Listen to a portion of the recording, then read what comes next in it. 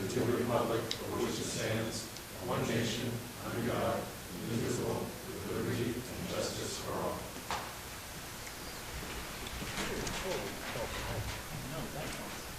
That folder, all right.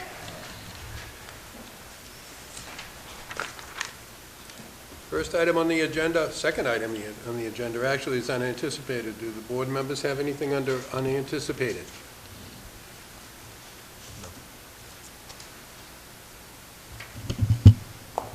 Mr. Chair. You go last.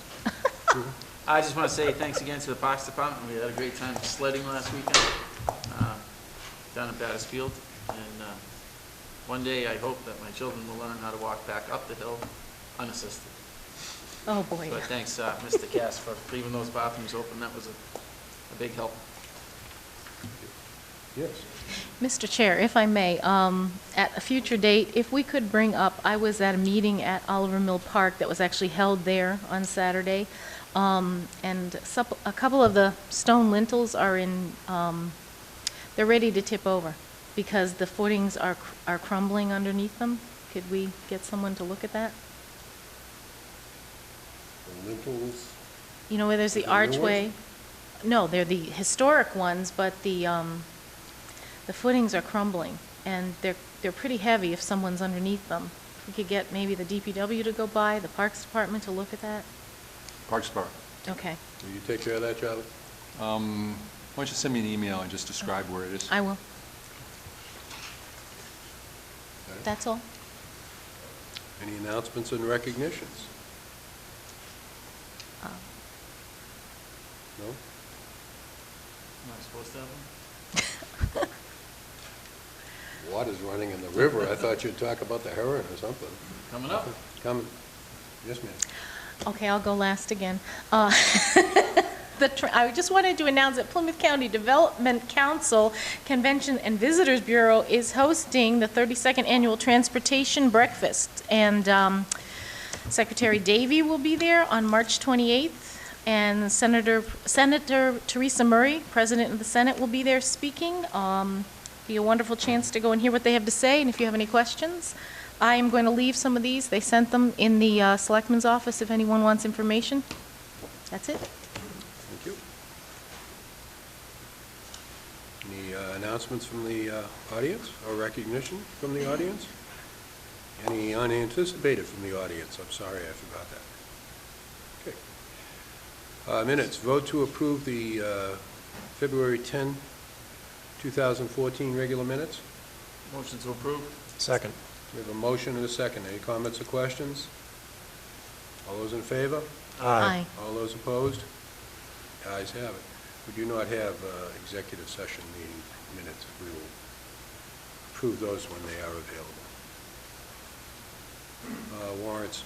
Vote to authorize, I would entertain a motion for the chairman to or his designee to authorize to sign the warrant for the week ending 2/21/14. So moved. Second. A motion and a second. All those in favor? Aye. All those opposed? The ayes have it. You think I'd be able to get that right after doing it for all these years? You think? Yeah, some things happen, you know? New business. We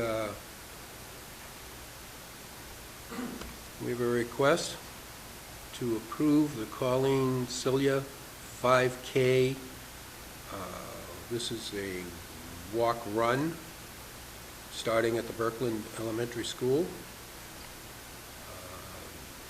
This will be on July 19th, 2014.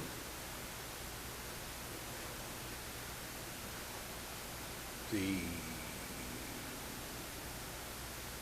didn't see any complaints from, or any concerns with the police or fire, but I also don't see that they responded. Yes, they did. Apparently there's no concerns and no issues, so I would, the pleasure of the board. Motion to approve. Second. Motion and a second. Any other comments or questions? All those in favor? Aye. All those opposed? The ayes have it. A vote to approve a one-day beer and wine license, I'm anxious tonight, for the bartending services of New England for 3/1/2014. Motion to approve. Second. will be at the Alley Theater for the Howard Investment Trust. And it's a comedy show. So we have a motion and a second. Any other comments or questions? All those in favor? Aye. All those opposed? The ayes have it. Vote to approve a request from the Center Ave Cafe, to add an automatic amusement device to its existing license. Motion to approve? We have a motion Second. and a second. Any other comments or questions? Mr. Chair, Yes. I'm just curious, maybe Charlie can answer this. I didn't realize the town actually provided permits for these kind of machines. Amusement devices? Yeah. Yes, we do. Don't And ask me why. Why do, and what kind of automatic amusement devices? It's not, obviously not gambling or Keno or anything like No, that. it's, video games and things like that that are And in, we have to license those. we license those. So if they want a Pac-Man machine in there, They have to come and get a license from us. okay. Thank you, that was my question. Okay, any other comments or questions?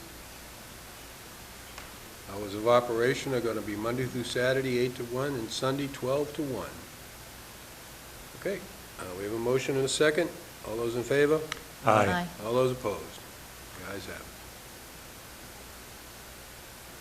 Vote to sign an amendment to the PEC agreement for the town joining the GIC. Mr. Chairman, a recent development caused us to have to get together with our Public Employee Committee and modify the agreement we came to back in October, and it relates to perhaps one of the health plans dropping out and needing to change our contribution levels to a couple of the others to make them roughly equivalent with what we may lose as a choice in the GIC offerings. So basically it calls for us contributing 75-25 to any PPO type plans, and those are plans offered by Unicare. One is called the Community Choice Plan, one is called the Plus Plan. And like I said, that would allow the employees to have a choice that's roughly equivalent to the plan, the Fallon Select Plan that we were actually counting on when we joined the GIC several months ago. So, and I have the signed copy in the office. Just about all the representatives and unions have signed as of today. So, and certainly more than a majority. So we're all set. we're all set. PEC is the Public Employee Public Committee. Employee Committee, and the GIC is the Group Insurance Commission. Yeah, I'm sorry, too much That's okay. I should have abbreviation said that. sometimes. I should have said that in the beginning, so. Okay, pleasure of the board. Motion to approve? Second. A motion and a second. Any comments or questions? All those in favor? Aye. All those opposed? The ayes have it.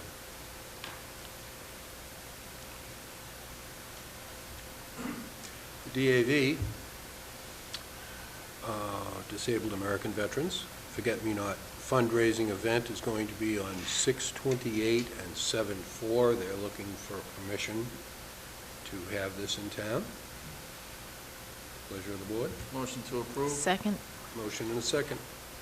Any comments or questions? All those in favor? Aye. All those opposed? The ayes have it. Vote to approve a payment of Wright and Pierce invoice for subcontract services, Phase F, Task 2, in the amount of $3,750.10. And this is for the wastewater treatment plant? It is. Is this a bill that was missing and found, or this is a separate bill? This is a more recent bill. We're, with this bill, we're now caught up. I think we just got another bill recently, which, we will be paying in, about a month. So we're caught up now. And they will be able to let us know how they're doing a little later on? That's right. You're going to hear all about the work that's been going on in a few minutes. Look forward to it with bated breath. Okay, Motion to approve? Second. we have a motion and a second. Any other comments or questions? All those in favor? Aye. All those opposed?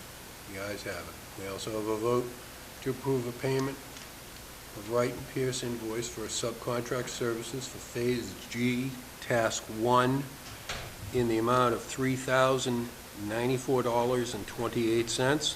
Motion to approve. Motion Second. and a second. Any comments or questions? All those in favor? Aye. Aye. All those opposed? The ayes have it. We now have a vote to approve a payment of Wright and Pierce invoice for schematic design, Phase A, Tasks 1A1 through 1A21, in the amount of $92,337.14. Motion to approve. Second. We have a motion and a second. Any comments or questions? All those in favor? Aye. Aye. All those opposed? The ayes have it. Not bad. Next, we would like to vote to approve the budget review schedule for 2015. Motion to approve. Second. As I find it. Could you just put in your calendars, one of these meetings is a Wednesday night, so just please note that, since that's not our usual. You get paid double for Meeting Wednesday night. night meetings. so. Much. Triple, we'll pay you triple. Keep talking, Charlie. You're talking my numbers now. 3 zeros. Whew. Okay, so that's, March 12th March would 12th. be the, The Wednesday, yeah. And you'll get the budget recommendation from me on the 7th. I'm waiting, the GIC meets on the 5th. That's the key number is what the healthcare number is, and once I have that, I can give you the recommendation. do we have any idea what the state's going to do this year for us? little to nothing. State aid? Yeah. I don't have high expectations. Hopefully, they'll do better than the governor, but I don't think it's going to be a lot better, frankly. That's good to know. Okay, entertain a motion relative to the budget meetings, which are going to be on Monday, Wednesday, and the following Monday.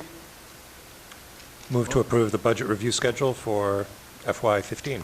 Thank you. Second. And we have a second. Any other comments or questions? All those in favor? Aye. All those opposed?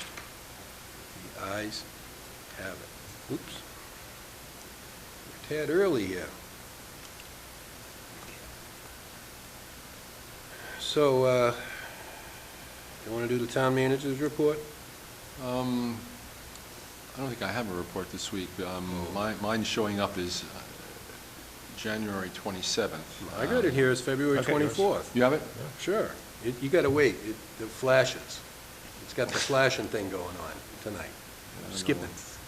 What's going on with mine? So, well, we could talk about the site inspection for 4 Level Street, Assessors Map 49L, Lot 4893, which indicates that, you want me to do your report for you? If you wouldn't mind. You don't have it on your I really magic don't. box? I've got January 27th. Wow. So anyway, there's an empty 375-gallon oil tank, an old roller-type washing machine, along with miscellaneous household debris, none of which are combustible in nature. Foundation of fieldstone with a top of 2.5 feet consisting of double-wide brick wall. Exterior face of the brick foundation has loose bricks and spots where the bricks are falling outward, but the interior side, as seen from the basement, is fine. All the first floor joists show no sign of structural damage. First floor has 2 sets of stairs in the front and the rear, leading to the second floor, both of which are in good condition. The walls in the first floor still have the original plaster attached. There's only the only structural damage noted is on the first floor is the bay window bump on the west side of the building. Here the wall is about 6 feet long, has water damage from previous roof leaks. The floor is clear of any debris.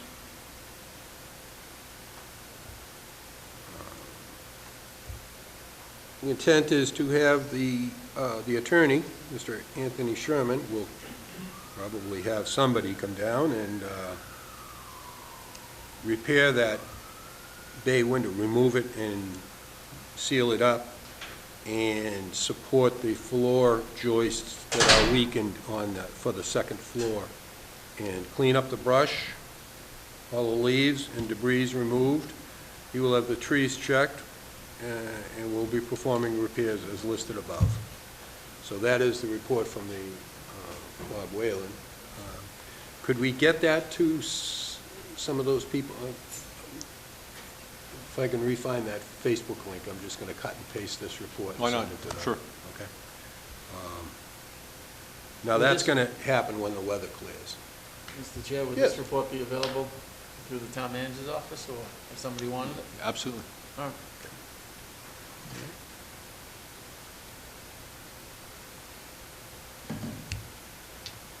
Next item is the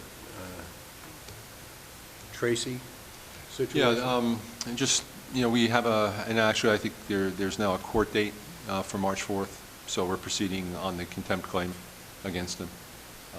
So hopefully there'll be a trial on that contempt claim in short order. And that will get that area cleaned up? That's what we're trying to do. They were ordered to clean it up, they didn't, and so now we're going to court to find them in contempt. I think they're collecting more.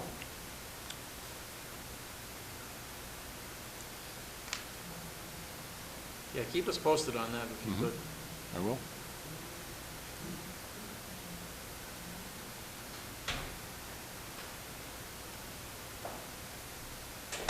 And the snow removal budget? Yeah, it's really good news. As of 2 weeks ago, we were over $200,000 in the hole. We've had several snowstorms since then. We may have another one, so it's shaping up to be a At least one more. fairly ugly year. Yeah. We'll have to. There hasn't been any storms of significance that are going to cause us to get any FEMA or No, MEMA no. or anybody, any reimbursements anywhere along. No, the only time they do that is if you have a really major event, like we did last year. But just lots of little storms. You don't get anything for that. All right, so we're almost 200,000 in the hole now. And more, More I'm to sure come. at this point, more. And that's my report, Mr. Chairman.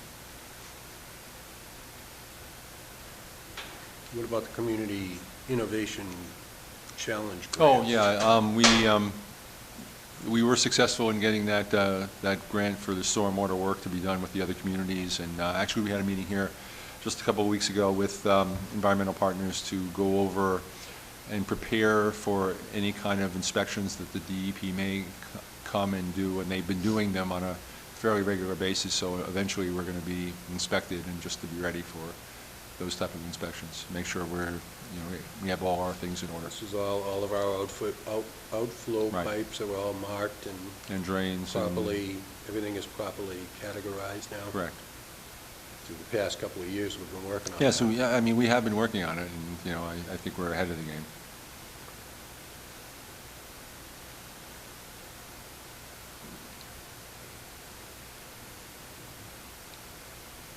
And I guess you are done with your report, Brings us right to 7:30. right to 7:30.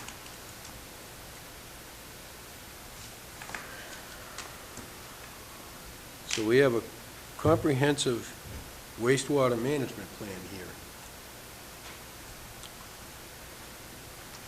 So this is a public hearing, Mr. Chairman, so I would open it as we normally do, and for the purpose of hearing from the public.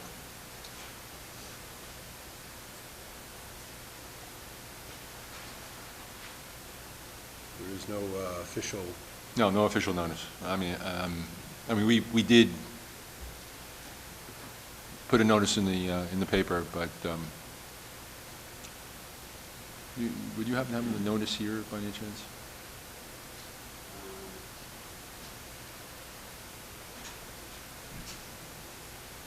you can make one up. Hmm? You can make one up. No? Okay. All right. Then we are going to have a public hearing relative to the Middleborough Comprehensive Wastewater Management Plan. This public hearing is on February 24th, 2014. Right, Pierce Engineering is the company involved. Declare the hearing open. And we're going to have an overview of the project by the engineers. All right, go on. Speak right into the microphone, let us know who you are. Okay. I'm John Bracchio, and with me I have John Hume, and we're with Wright Pierce Consulting Engineering Company that you hired to work on the design of the wastewater upgrade. And you also hired us to do the comprehensive wastewater management plan, which we'll talk about. The overall purpose of this wastewater, the comprehensive wastewater management plan, and we'll talk about it in more detail, is a 20-year planning document that if we do this properly, it'll position the town to achieve a 0% financing loan to do the treatment plant upgrade, which we'll talk about later. And one of the checklist items is to do a public hearing. So John and I will be talking about this.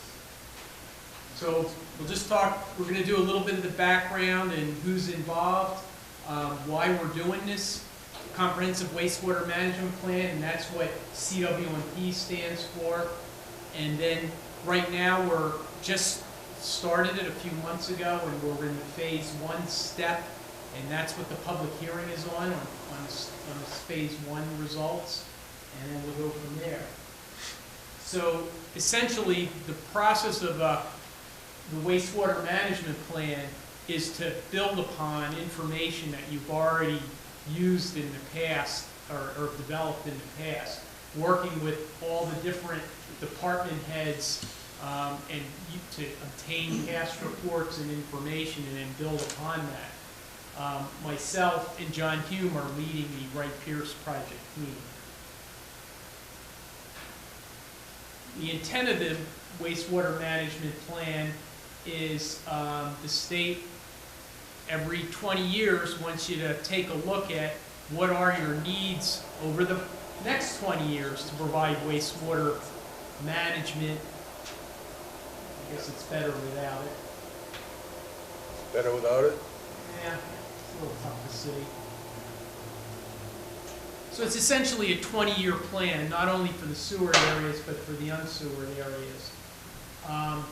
Right now, the town owns and operates an extensive wastewater collection, pumping, and treatment plant, and you're going to be receiving, it's going to be happening soon, a new discharge permit for the treatment plant that will include very strict limits for nitrogen and phosphorus removal. And the other project we'll talk about after this, talking about this project, is the design and the actual upgrade of that treatment plant. So the intent, the overall intent of a wastewater management plant is in your unsewered areas to look for and identify areas that septic systems, on-site systems we call them, aren't adequate to provide wastewater treatment. And that's what the state wants to know. What is your plan if you have areas in town that can't support septic systems? And that's the process we're talking about. And like I said, if we do it right, we'll get 0% financing for the treatment plant, which you know is a very expensive proposition. So it's a real good thing to take advantage of. So John's going to lead us through the whole phase of what we're up to right now. Thanks, John. Good evening, everyone. For Middleborough, we set up a 3-phased approach to the CWMP, which you see outlined here. And all of this was set up in accordance with DEP's 1996 guidelines, which all CWMPs are supposed to follow in order to get approval. So for the phase 1, we went through the existing conditions and set up any needs assessment. And then based off our review of the phase 1, there are certain areas that may pass on to phase 2 if they're determined that they, quote, needs areas. So if they're needs areas, then they'll pass on to phase 2, where we'll do an evaluation of different alternatives and a screening to determine, which type is the best solution for those study areas. And then finally, in the phase 3 part of the program, we'll look at a detailed evaluation of alternatives for wastewater management plan in those areas that are determined, the needs areas. forgot to hand these out. These are actually some copies of the presentations, which are tough to see up there. Thank you. Charlie, while he's passing that out, we have the presentation on computer. Can we put that into a file and have it on the Yes, we can. internet so Yep. the folks can? Yeah, we were planning on doing that, so we, More copies if anyone's interested. So specifically for the Phase 1 CWMP, we did an evaluation townwide of your system, both the sewer area and the non-sewer area. We also developed a chapter in the report for your wastewater collection system and your treatment system. And we also had to look at the water treatment system, your existing distribution system. So all the infrastructure was developed into separate reports. There was a number of previous reports that the town has done. So we've gained information from those reports, including, a project evaluation report, a master plan report, an open space report. So we take all that information, pull that together, and incorporate that as part of the CWMP, the whole process here. We, last week, we recently met with the Board of Health Department, and we reviewed their records. They're required to keep records of the Title V systems.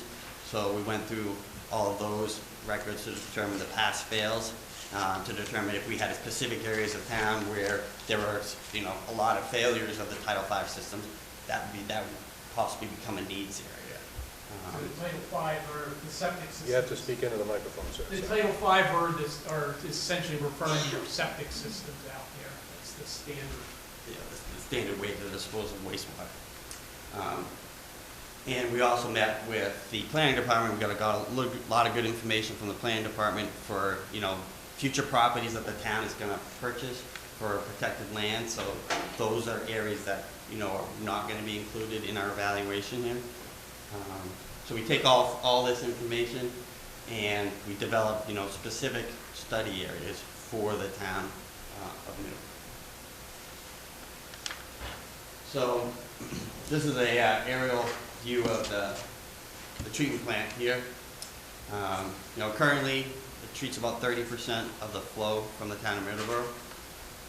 You have 6 pumping stations that you maintain and about 29 miles of sewer line. Probably. This is kind of tough to see on this schematic here, but this just There's also a hard copy up here. Yeah, it's a hard copy up there. This is just to show just to show you where the existing collection system is and the 2 sewer areas. The red pipes, the red lines represent, where your collection system is.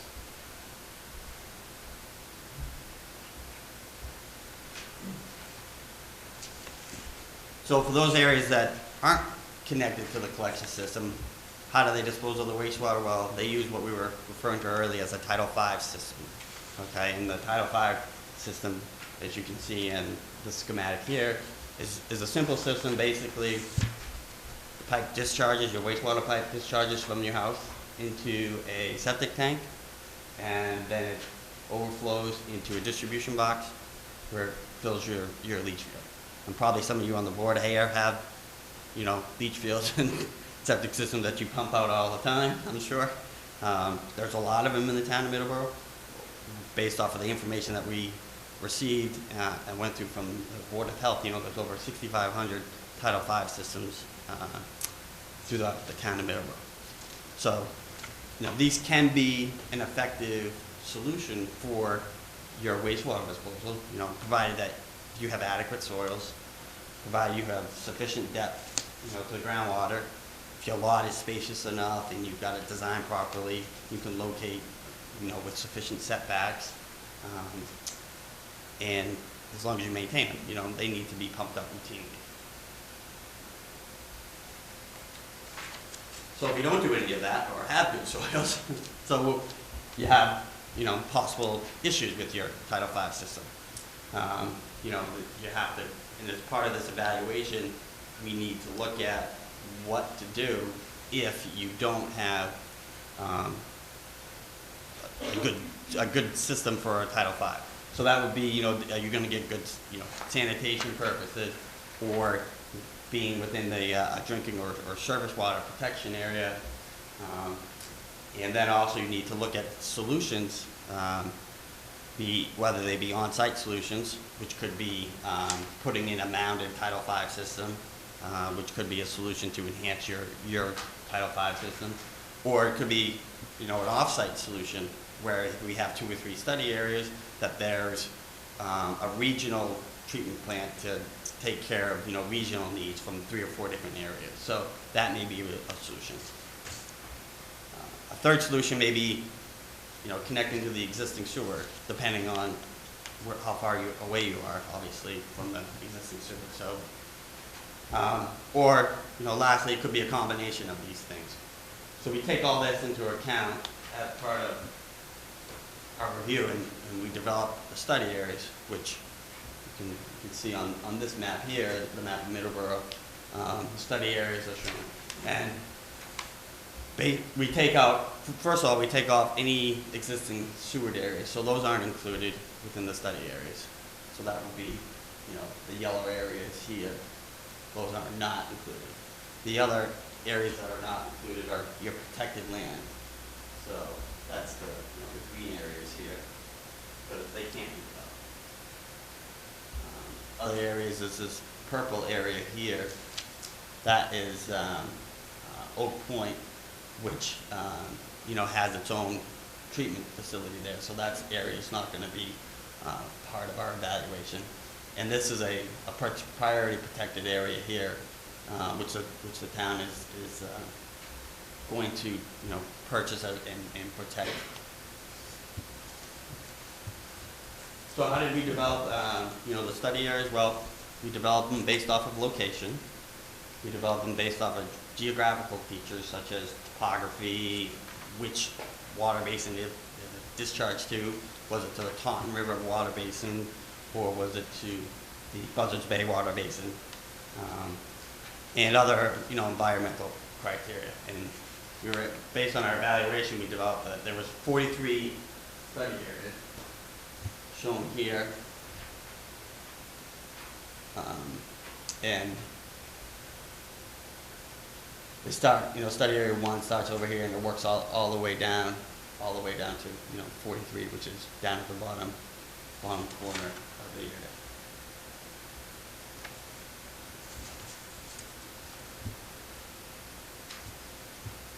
So based on our evaluation, we discovered that there are 34 that actually discharge to the Taunton River water basin, and 9 study areas that discharge to the Buzzard Bay watershed.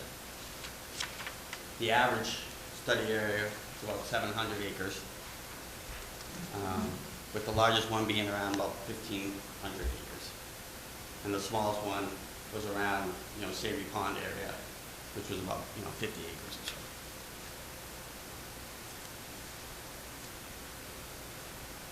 So moving forward, the next step is to rank the study areas to determine if there is wastewater need.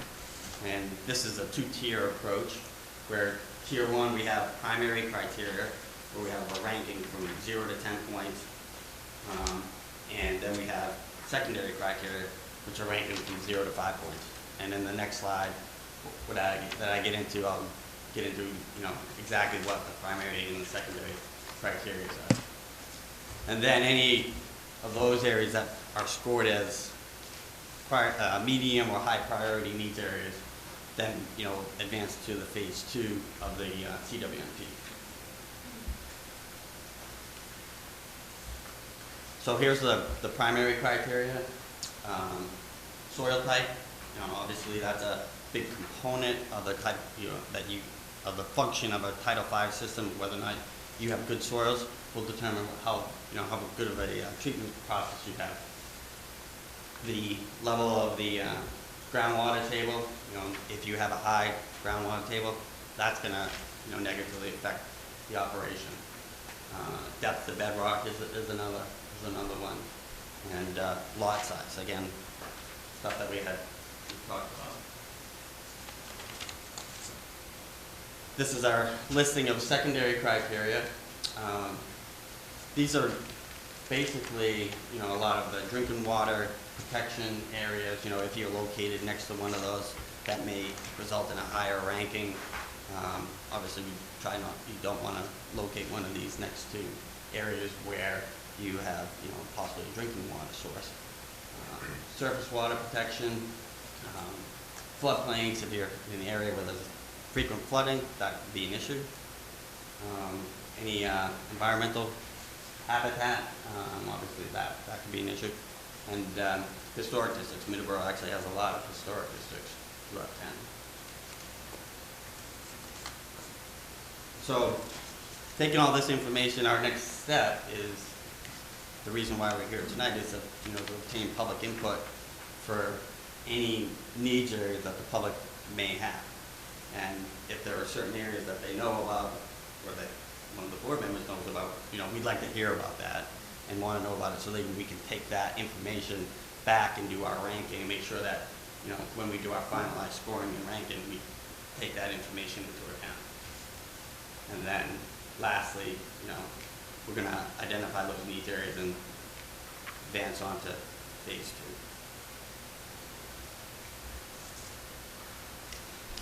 2.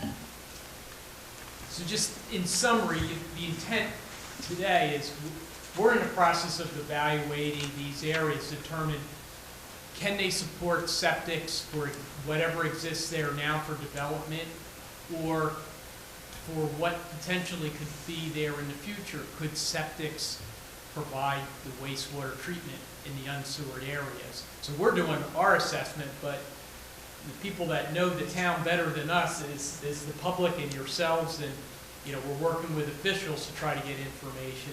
But if there is any knowledge out there that we're not aware of, we're looking for people to step forward and tell us that, so we include it in the assessment.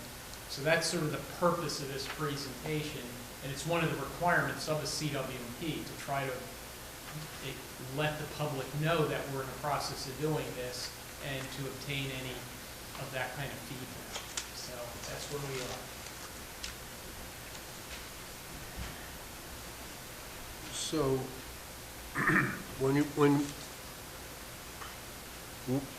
how are you going to determine various properties? How are you going to go about actually ranking various properties? Are you going to, you're not going to do test borings on properties, are you? No, this is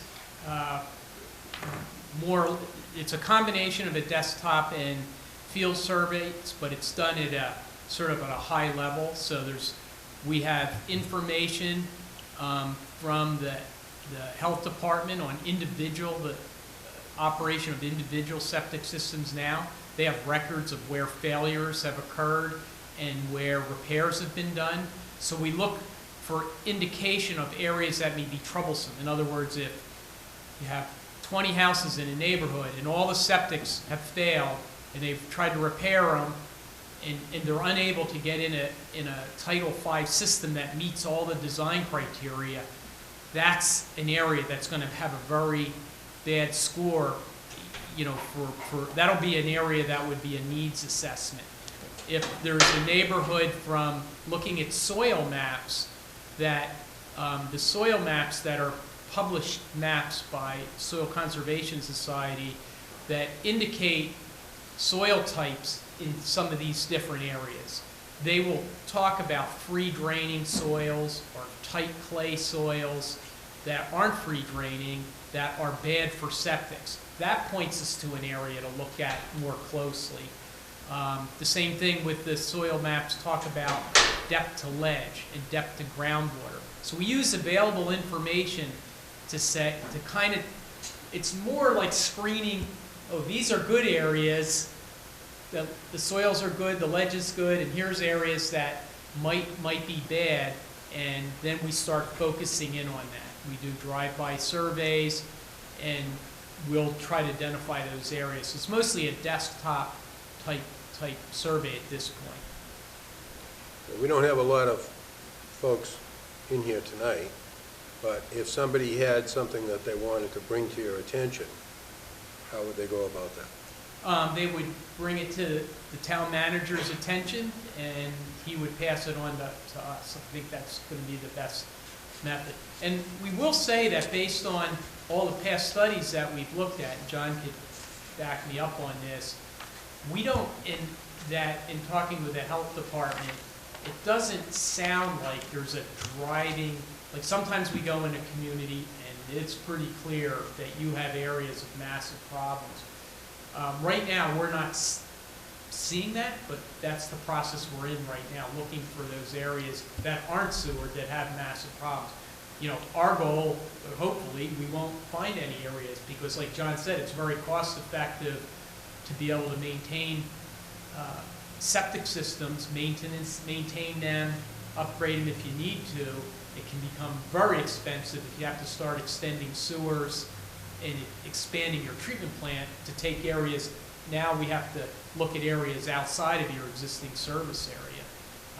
You know, so I think the big goal is hopefully we're not going to find a lot of areas with big needs, but we don't know till we go through the process. When will you have this assessment done? I would say we would have this assessment done by the early in a couple of weeks to have it done. A couple of weeks? Yeah.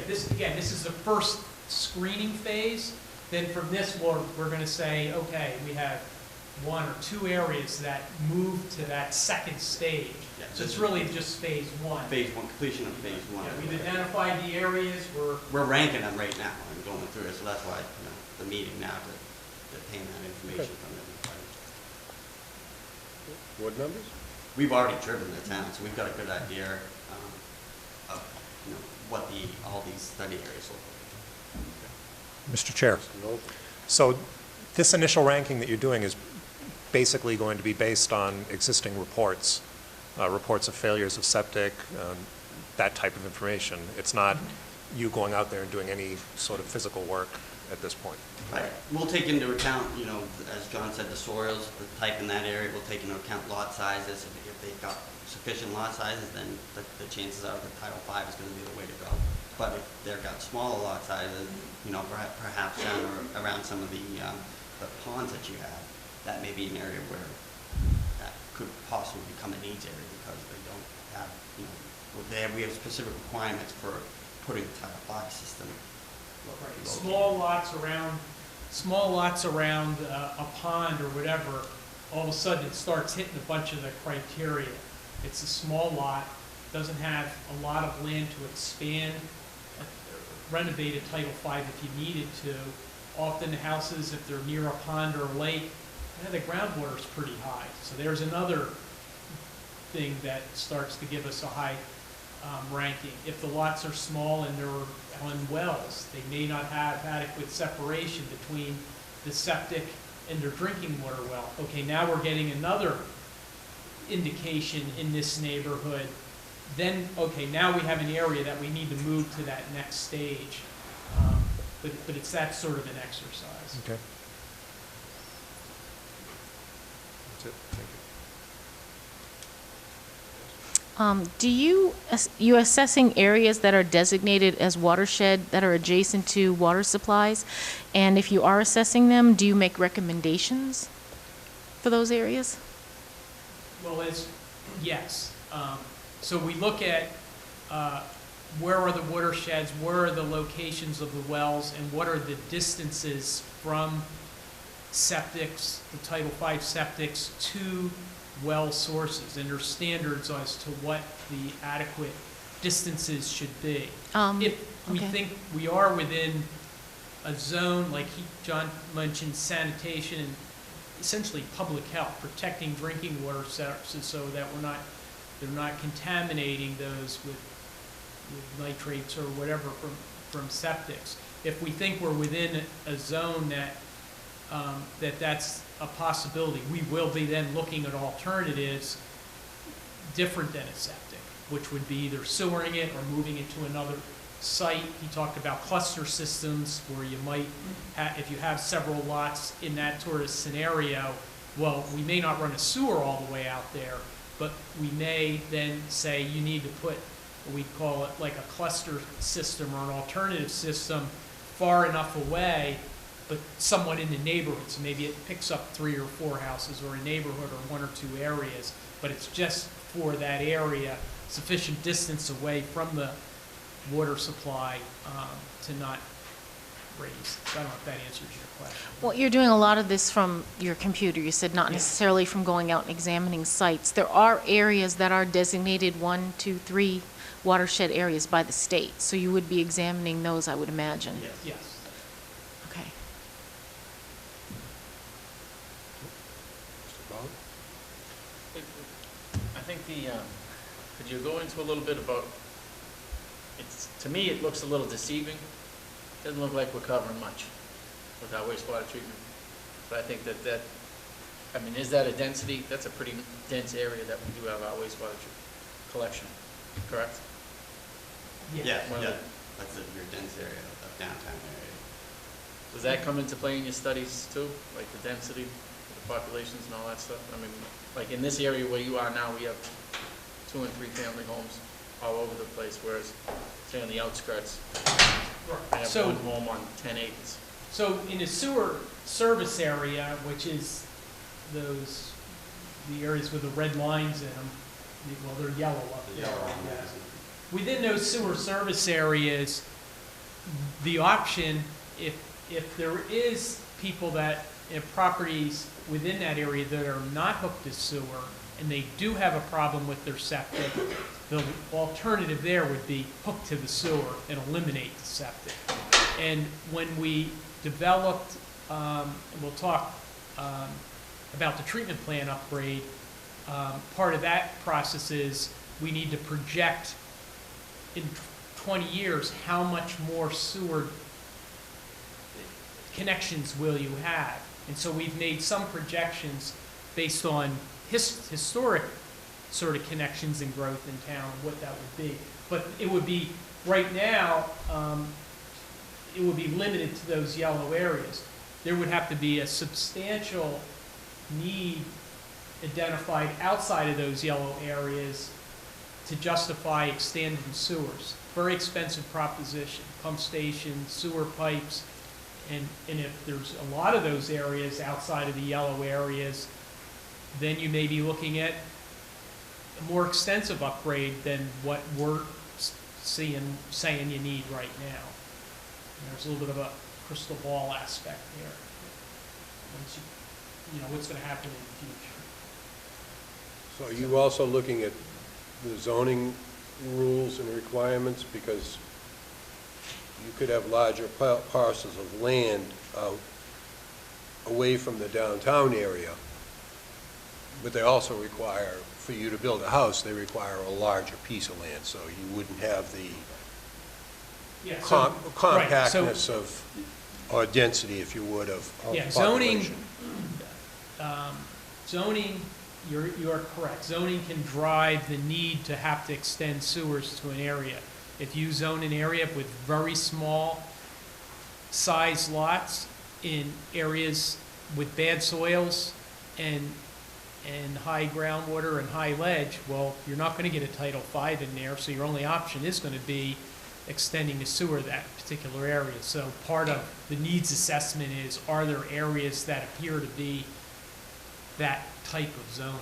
So I don't know. Either that or having a private, treatment Or, facility. yeah, or like your, Like Oak Point, yes, Right, they have their own they facility. would have to come to you, and because the town is not going to extend sewers and provide sewer treatment, so if they want to develop that area to that particular density, we're not planning to support it, you're going to have to come up with your own treatment plan. Now, treatment you plan. mentioned a soil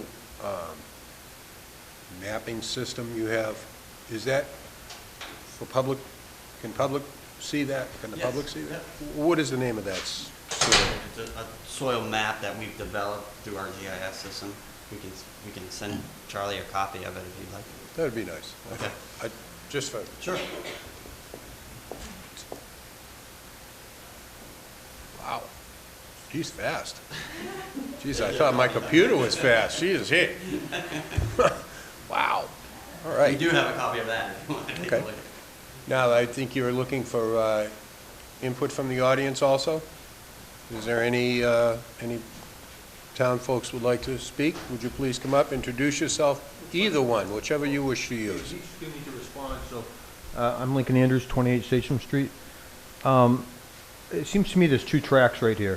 First of all is determining ultimately what we need for our wastewater treatment system. Is that correct? Yes, that's, And so this study is to determine what ultimate capacity for the next 20 years our wastewater treatment plant will require. that's part of it. Right, it's the second part that has me worried. And so, as I gathered from the second part, you're going to be going out and evaluating, you were talking about houses on a lake, so obviously we're talking about Assawamsett, and where some houses, some Middleborough houses may be along the lake, let's say, and they're on small lots and they're on well water. And so are we now going to be heading through your studies, heading and telling them that they're going to have to start, that their property values are changing, and that they're going to have to, even though they have functioning systems, that they may have to move to a private septic system? If they have functioning systems that are not causing sanitation problems, in other words, they're not failing and causing health problems, they're not contaminating wells, or they're not contributing to nutrient enrichment of the pond or whatever, polluting the pond, then their system is fine. If any of those sorts of problems occur and can't be repaired, then we will identify that as an area that needs some improvements to avoid either polluting the river or causing contaminating wells or causing some sort of a health or environmental problem. If they're working fine, that's great. Then they don't need to do anything. That's typically this scenario. I don't know if I'm explaining that right. Yeah, it just seems. Did I say everything right? Anything you can add?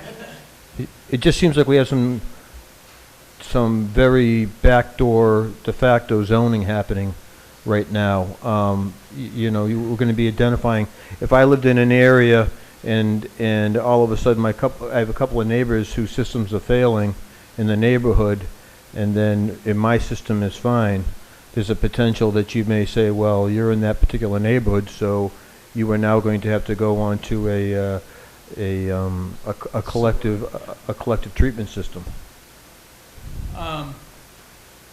It's till we check out why those systems fail. If the system failed because the people did not maintain the system, then we will say, if you maintain the system, we can restore those systems. If they need a repair, you can repair the system. That's what your health department does now, and it's done a very good job in the past of keeping up with failing systems. So, I mean, I don't believe there are any of those sorts of clusters that exist right now that we've heard from the health That we have department. yet to determine, yeah. So we're not seeing quite that scenario, but we're in the process of trying to find, are there any of those? Are you aware of that, or? No, I just see the hand of government coming down and potentially dramatically affecting property values of people that are unaware that it's even happening to them. So, right now, certainly there's a large part of town who's not even on the wastewater treatment plant. They have functioning systems, and they don't even know that, with all due respect, and that you guys are sitting there as the eye in the sky looking down and looking at their systems, and all of a sudden they're going to come along and say, whoa, what just happened?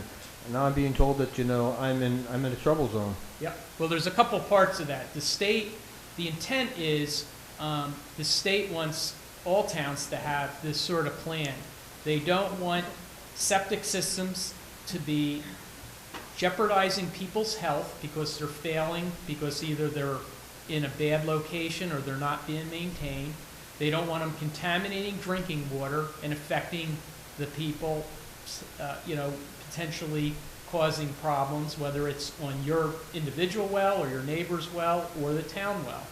And they also don't want your septic systems polluting ponds and surface water. So the state is requiring the towns to look forward and have these plans, and they've come up with very stringent standards for these Title V systems.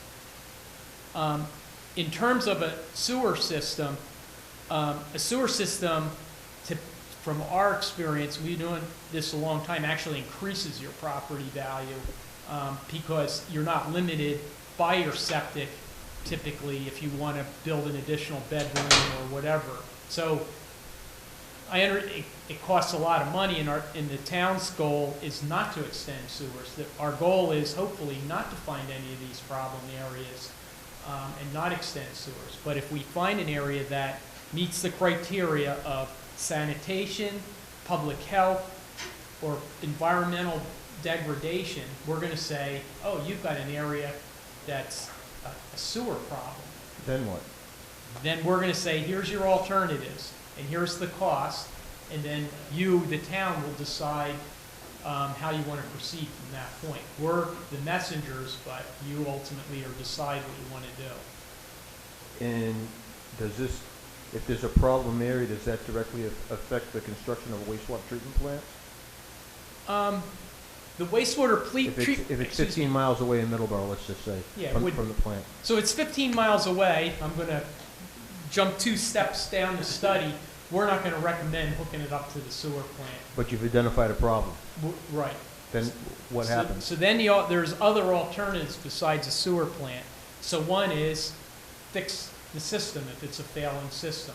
Does it need a new leach field? Did they never pump out the tank? Is that an option? Does it require, John mentioned, a mound system? The groundwater's flooding the leach field and it's bubbling out of the ground. Okay, the alternative there may be a mound system. Or there's other sorts of on-site technology. So there's a lot of options before running a 15-mile sewer would not be cost-effective. Right, so I'll wrap it up with this. So ultimately, we're looking to check off a box. Yes. Okay, and second, as you know, we have a very good health officer, Gene Spalding. But your report will take preeminence and dominance over what she knows to be the case. You guys may assimilate data and interpret it different than than she does. Well, that's why. Or the Board of Selectmen, well, or the active. The first, one of the first slides there, the project team is not just us. We're not doing this in a vacuum. It's all the department Use a heads. general term. I'm not pointing the fingers okay. at you guys. But it's all the department heads, including the health department, planning, treatment plant people, your selectmen, all those that will be part of the process. So hopefully that answered your question. You're welcome. Suppose we say, well, this sounds like a little too much. We don't want to do this study. Mr. Chair, Yeah. 0% financing. Does this guarantee we'll get 0% financing? It's not going to guarantee it, but it's one of the 5 requirements in order to get 0%. If we don't do it, we're guaranteed not to get it. Exactly. Right. It's one of the 5 requirements to get the 0%. This is doing this, check the box. If we do it according to the state requirements and meet their standards, of which one of them they said was to have this public hearing, then that's, like John says, that's one of the criteria to help the town qualify for 0% financing, which is worth a lot when you imagine if you had your house on a 0% loan for 20 years, what a difference it would make in your monthly payment. Well, that's what it's going to do for the town of Middleborough and the treatment plant upgrade to go through this exercise. So rolling the dice on this exercise could save us. I don't have the actual numbers, but Ballpark. my guess is it's probably equivalent, maybe Charlie knows, but a 20% grant maybe equivalent to in that magnitude. I didn't bring my file, so I calculated it out, but. If, okay. Well, based on if we're talking $23 million for a cost of a septic system, or sewer treatment, say we're talking $25 million. I'll give you round numbers, easy to work with. Yeah, so. If we're a 4% loan on that, roughly is going to cost us probably what? Well, 8, 10 million?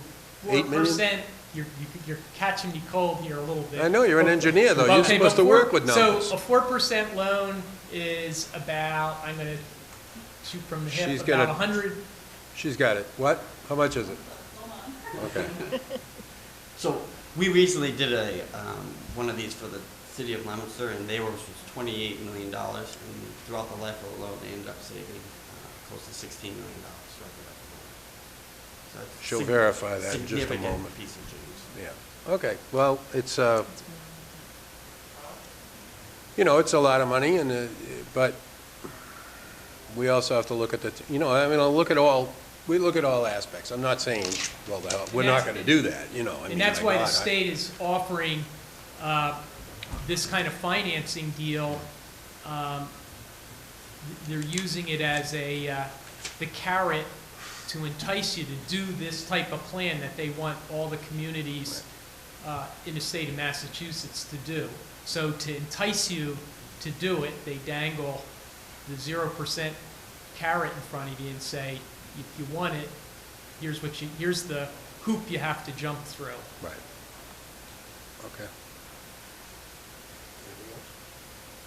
Just a quick question. When you did this other, you just said, mentioned another town.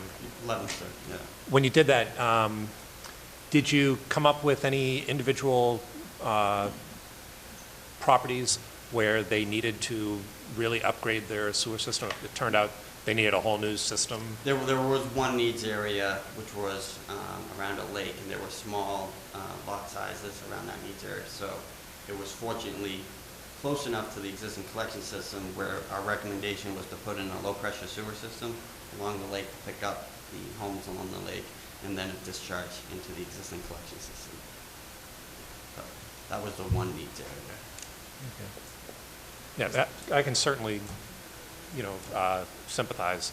When I lived in New Hampshire with my parents back in the 70s, they got caught in a situation where they had to, redo their septic system and put in a huge leach field.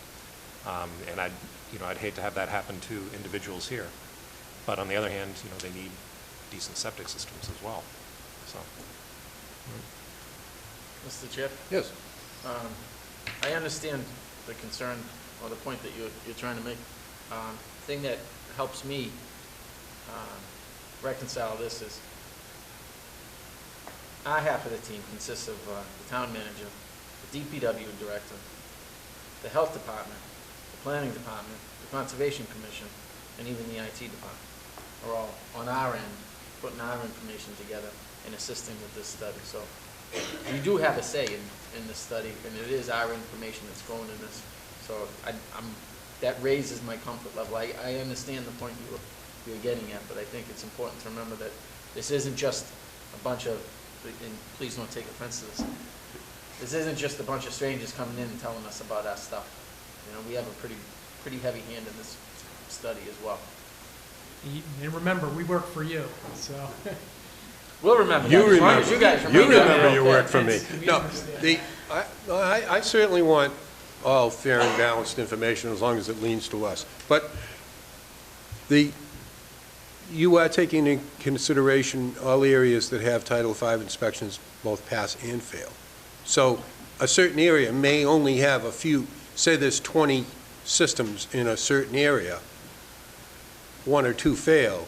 It doesn't necessarily mean that the whole world's coming to an end down there and Exactly. we're going to be putting some massive systems in. Title V systems fail eventually, they don't last forever,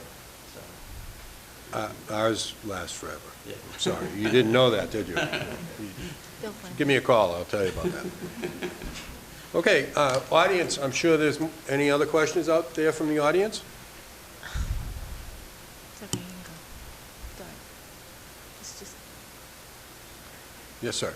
Hey, Glenn Montepert, Marion Road. Yep. After the database is all put together and it's given over to the town and not the state, I imagine, with the growth of the population, will it be able to forecast where more houses can go and where some houses may already be inundated and you can't put more houses in locations?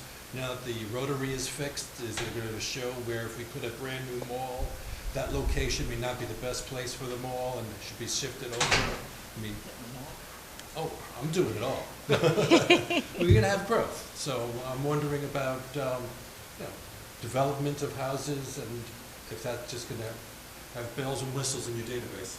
No, I mean, it's, zoning determines the density of your future development in undeveloped areas. So what kind of development occurs in any particular unsewered area that's not developed is determined by your zoning, not by this study. Whether if somebody proposes a development that's in a non-sewered area, that right now the town has no plans to extend sewers beyond those yellow areas. So if a new development came in outside of that, those yellow areas, the density would be based on the zoning. They would have to, I would assume, apply to planning and zoning, and part of that application would be for the developer to show how they are going to provide sewage treatment without sewers. So in other words, they would have to show how on whatever that lot size is, they are going to put in a Title V system, or like in the case of your condominiums, that they're going to provide their own treatment plant. So it's not really part, we're not making that judgment. The town will make that judgment if, for whatever reason, we're not predicting or projecting where the town's going to decide to extend sewers to support development beyond there, but we've been told right now there are no direct plans for that, so we're not planning on it. I don't know if that answers your question, but I don't know what maybe I misunderstood. So there's no formulas, but you can say certain areas. Glenn, would you bring your question up, please, because you have good questions. So you have no formulas that say this area, based on the leaching field and everything else that you've done, can hold this amount of growth? No, we're not doing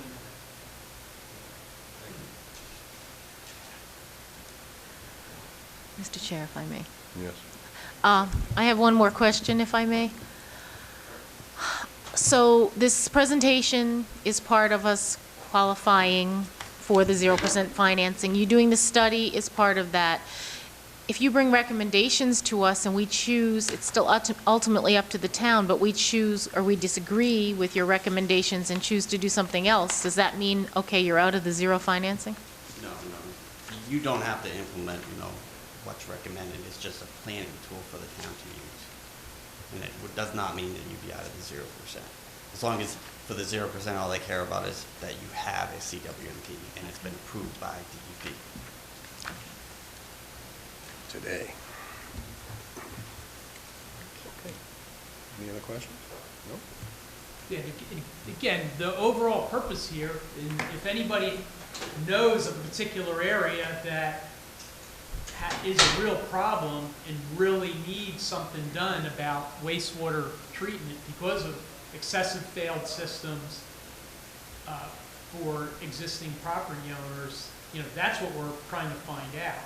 We're not seeing that kind of database because the health department is doing a good job, but if there are those areas, we want to know about them to make sure we include them in the study.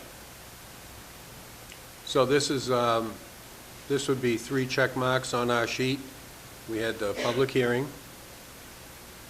You've made your presentation.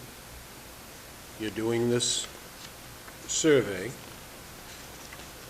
And then what are the other check marks you have to get? The next phase, after we would develop the phase 1 report, and we would submit that to the town and then eventually to DEP for them to review. And then we would move, if there are study areas, then we would move on to phase 2. which was the alternatives in the screenings phase. Again, another report. And then that would move us into the third phase, which would be the final recommendation, where we would recommend, if there are specific needs areas, if we're going to sewer them, or if we're going to do a regional approach, or whatever the solution may be. So when do you anticipating completing? Everything, Yeah. hopefully by the October of this year. This year? Yeah. This October?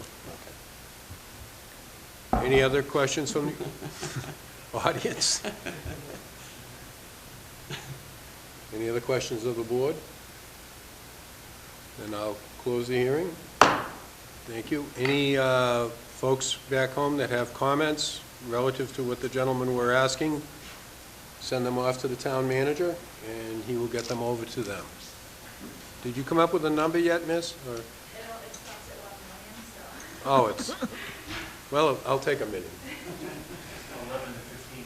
There you go. 11 million to 15 million. Okay, good, that's close. All right, now we're going to have an update on the wastewater treatment plant upgrade.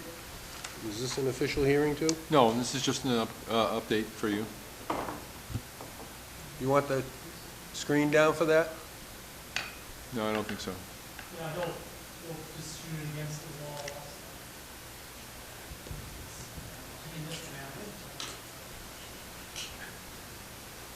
He's firing it up.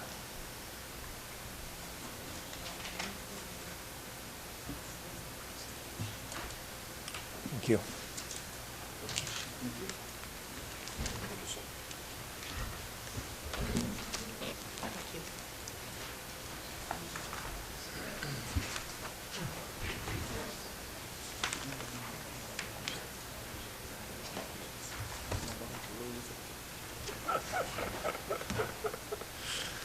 All right. Focus. You take over on that? Sure. I'll be right back. Please continue. All right, so we're still keep going, all right? Yeah, you can go ahead. All right. Again, I'm John Bracchio, and with me I have John Hume from Wright Pierce and a few of our project engineers here. We were hired by the town to do the engineering, essentially the design for an upgrade of your treatment plant. And what we wanted to do is, we're at a point now where we've completed what we call as our preliminary design that John's going to talk about, and we just wanted to let you know what we're up to and what each step of our process, we refine our cost estimate, and we wanted to let you know where we are with the project, what we're anticipating for the project costs and our schedule. So we'll give a little bit of the background as to why we're doing the treatment plant upgrade. We'll talk about some of the different steps in this process, including originally there's sort of an overall concept, and then we move into, here it's called a schematic design, but we call that a preliminary design. We'll talk about that. A cost estimate, the schedule, and then where we go to get the design done and into construction. And again, we're working with your town department heads related with this, along with Environmental Partners Group, EPG. They're called the owner's project manager.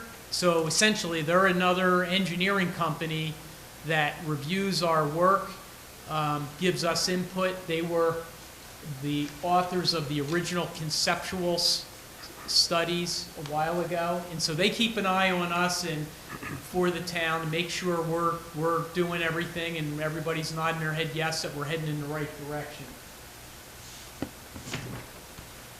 So just a little quick background about the treatment plant.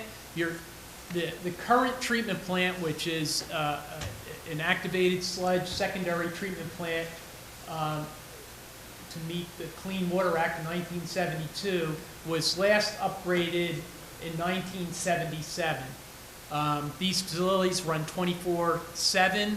They have to meet very strict discharge requirements, and electrical, mechanical, all kinds of equipment, and your facility has served you well. Much of the equipment and building is at the end of its useful life. It's gone above and beyond the length of this type of equipment. So what's sort of drove the need to go to the treatment plant design and upgrade, not besides everything's getting old and tired, is that you have a discharge permit. So EPA is a federal agency. They issue it's called a National Pollution Discharge Elimination System, NPDES permit. It has very stringent requirements in it. The new permit that you're going to be getting here pretty soon has very strict, higher limits than your facility's ever had to achieve for nitrogen discharge and for phosphorus discharge.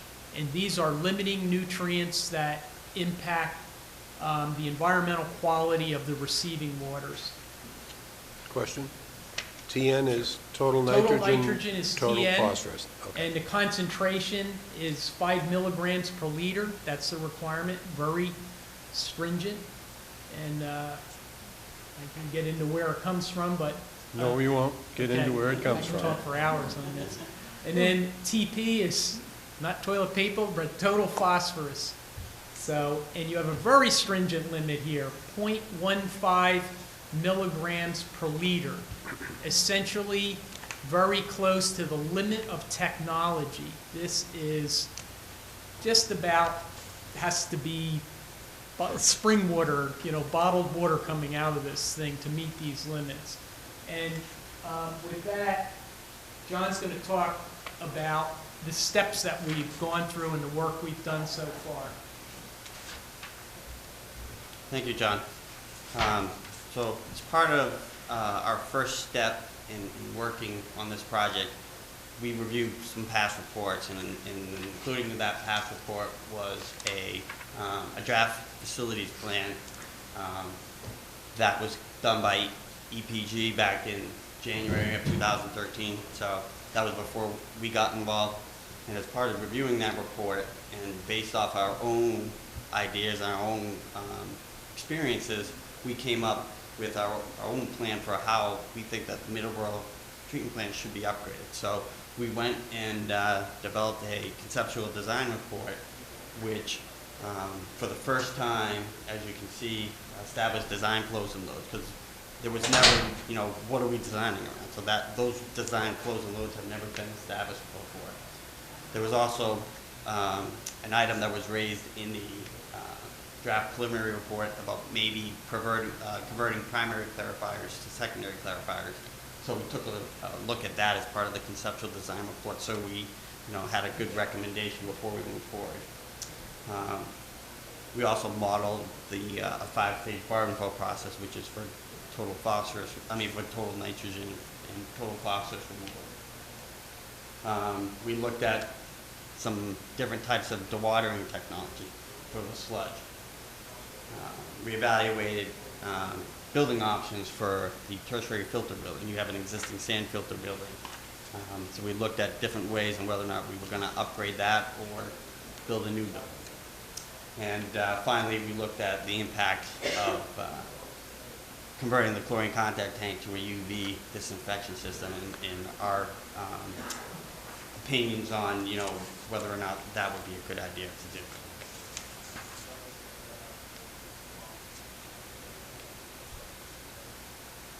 So, as part of the conceptual design report, our strategy for moving forward and for the town, we developed a phased approach, and this was really a key strategy in regards to ways that we came up with for the town to save money.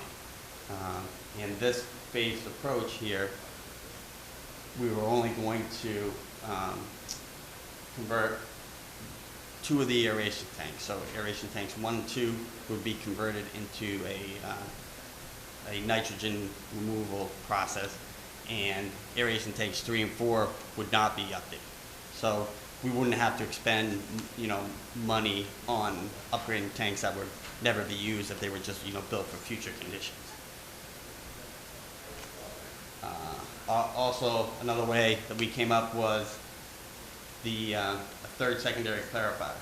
We're only gonna add that in the phase 2. Now, later on in the presentation here, I'll talk about what the phase 2 flows are when we reach that. So initially, that's gonna save the town, some capital costs there, because we don't have to build it.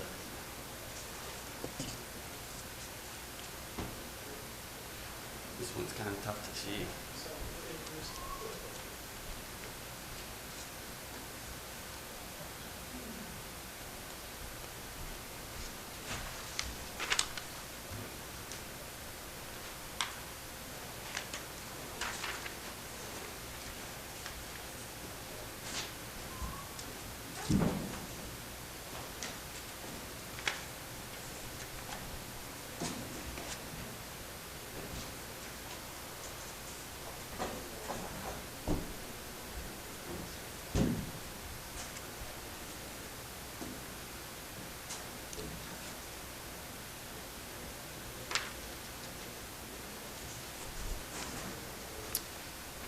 So this figure here is a figure from our conceptual design report, where we've highlighted, this is an aerial view of the treatment plant, and we've highlighted here the plan, for moving forward. You can see here, these are the primary clarifiers that are shown here in purple. So we're going to keep those as primary clarifiers, where we're not going to convert those to secondary clarifiers. We don't think we need to do that based on our evaluation. We're only going to, replace the internal components of the primaries. These are the aeration tanks here. So we're going to, as shown here, we're only upgrading half of the aeration tanks. And tanks 3 and 4, we don't need based off of our modeling results. So we're going to leave those as is in their current status and just provide equipment to upgrade these first 2 aeration tanks. The secondary clarifiers here, we're going to replace the internals of the secondary clarifiers. And this yellow here is the future secondary clarifier, so that's only going to be used for the phase 2, in the future. And then a new filter building is shown here. This is for the tertiary treatment process that we're going to need to meet the stricter limits that John talked about. So we need to have a new tertiary treatment process. And this is your existing tertiary treatment process that these are existing sand filters that have become unreliable and can't reach the limits of technology that John has talked about. So this building, the plan is to demo that building and replace it with a new maintenance garage.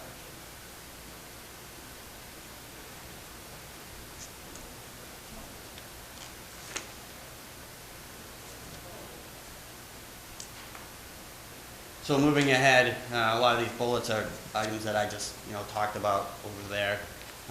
This is just a picture of the primary clarifiers at the treatment plant. This is a picture of the existing sand filter building. Again, that's the one that's going to be converted into a new maintenance garage.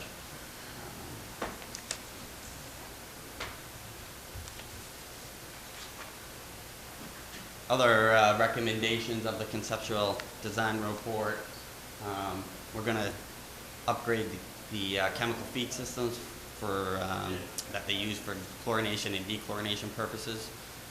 We're not going to recommend going with the UV, and the reason is that because of that is due to the amount of leachate that the town takes in, has a negative effect on the ultraviolet and the UV process. So we wouldn't recommend going with the UV system. We're going to install new sludge to watering technology. This is, you can see here, this is a picture of the existing belt filter press here. And it's not operating. It's just many times it's not operating when I would go to the facility, and Todd and his crews are trying to get it back operating. As John said, it's reached its end of useful life. And we're going to do some conversions of sludge storage tanks to leachate storage tank. One of the areas of concern here is the access way coming in and out of the plant.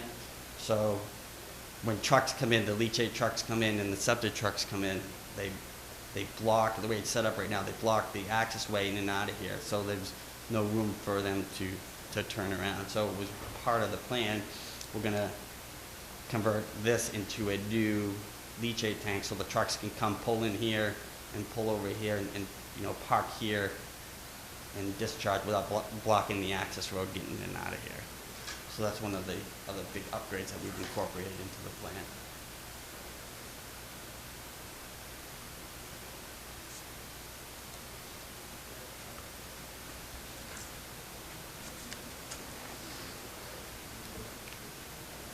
The next phase of the project, so that's the completion of the conceptual design, and we met with Charlie and Todd and the rest of the plant staff to go over our conceptual design report. The next phase of the project is the schematic design report, which we finished and we submitted a draft report in February. I know some of you have looked at it, I've heard, and have fallen asleep to it. But it's exciting to us. Thank God. So we further updated our phased approach for the design flows and loads here.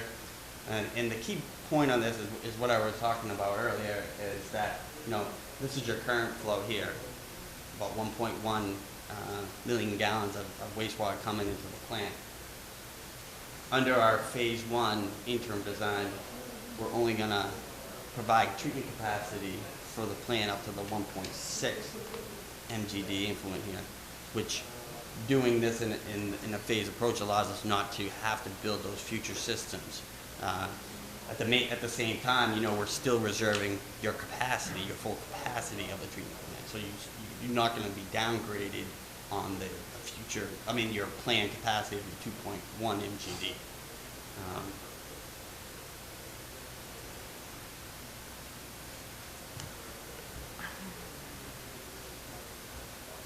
This is, you know, some more items that are included in that the schematic design report. We won't go over all of them, but we, you know, review the plant hydraulics from one end to the other end, and we develop, you know, detailed technical memos for each process, how we're going to go through, you know, starting from the pre-treatment building all the way to the to the end of the plant sludge building. We've also got a number of preliminary design drawings. I'll quickly try to run through some of them. As you can see here, this is the new, here's a new access road coming in. This is the new pre-treatment building.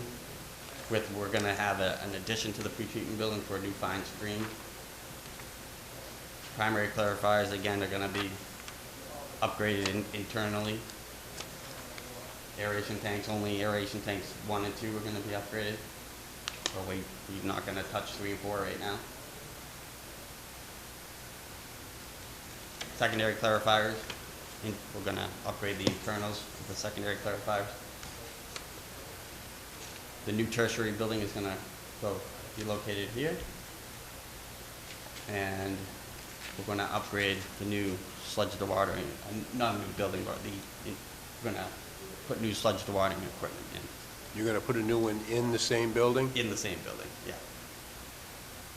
I guess my only concern, if there is, if I may, we have a system that's running, that we're going to be, part of it is used now for the system, but you're going to be taking it out of service to convert it, Yeah. and still run the old system while we're changing over into the new system and phasing in pieces of the new system as you go along? Yeah, that whole plan of construction management and how to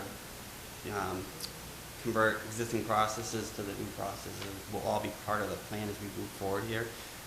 One of the options that we may consider is putting it on the contractor to bring in a temporary dewatering system to handle the flow, so to handle the dewatering operation, so they can, you know, demo that existing, you know, gravity belt thickener, And am I getting ahead of myself, though, as far as what we're talking about tonight, though? a little, but it's all stuff that we think. Yeah, no, construction sequencing is an important part.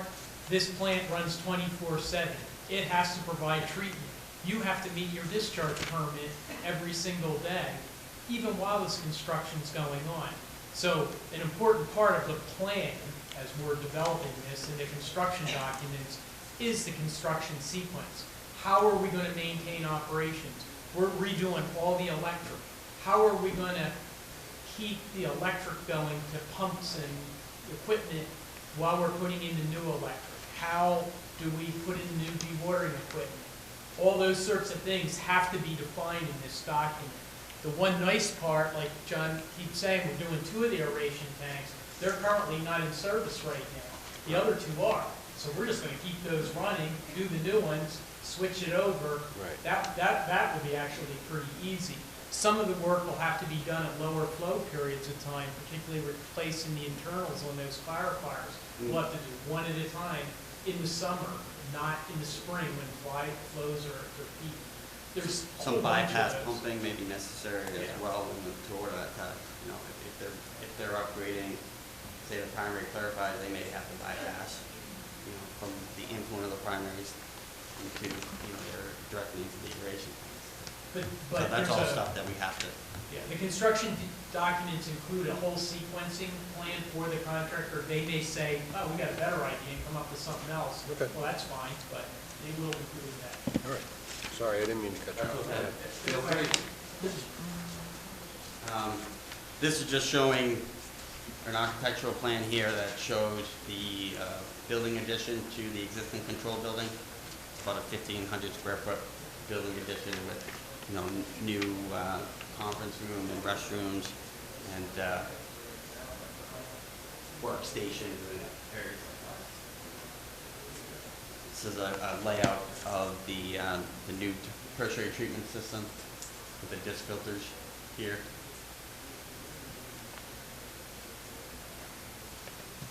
This is a process flow schematic. We developed these so the contractor knows where to connect pipes, where they're responsible for connecting pipes from one end of the process to the other. So this is, in particular, we'll have probably 15 of these as part of the drawing, but this one in particular here is just, you know, on the pre-treatment end. This is another process flow schematic for this is the aeration tanks here, and we have the secondary settling tanks, and these are sludge pumps here.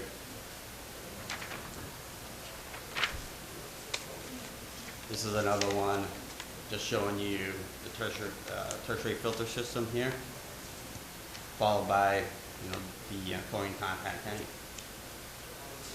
And on the top here, we have the new sludge dewatering technology.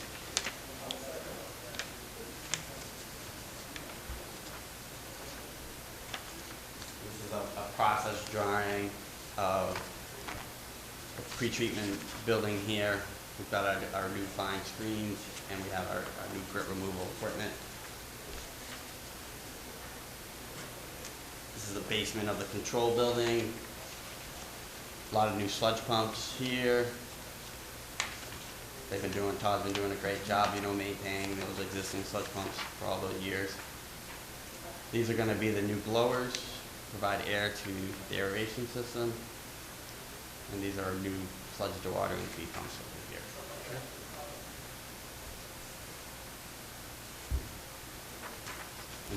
This is an overview of the aeration tanks. This is tank 1 here and tank 2.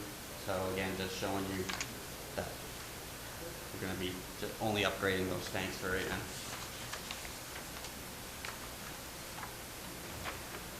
And this is a layout of internal layout of the new sludge building.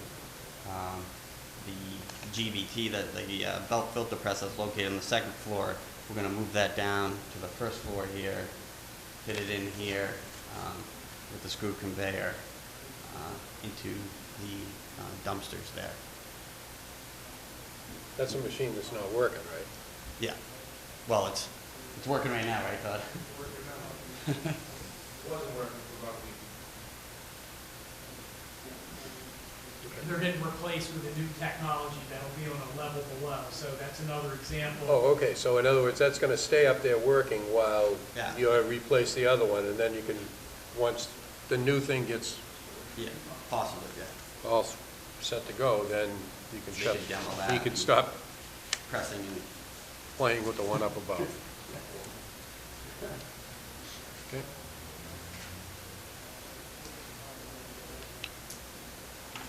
So this is a presentation of the cost. I know you probably have seen some of this.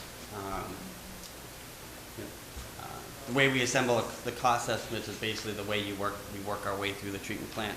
We start out with our civil, and then we started the screening building and pre-treatment building, control building, work our way down, through the process, all the way down to, tertiary treatment, sludge handling building, and the new sludge holding facilities, and new maintenance garage.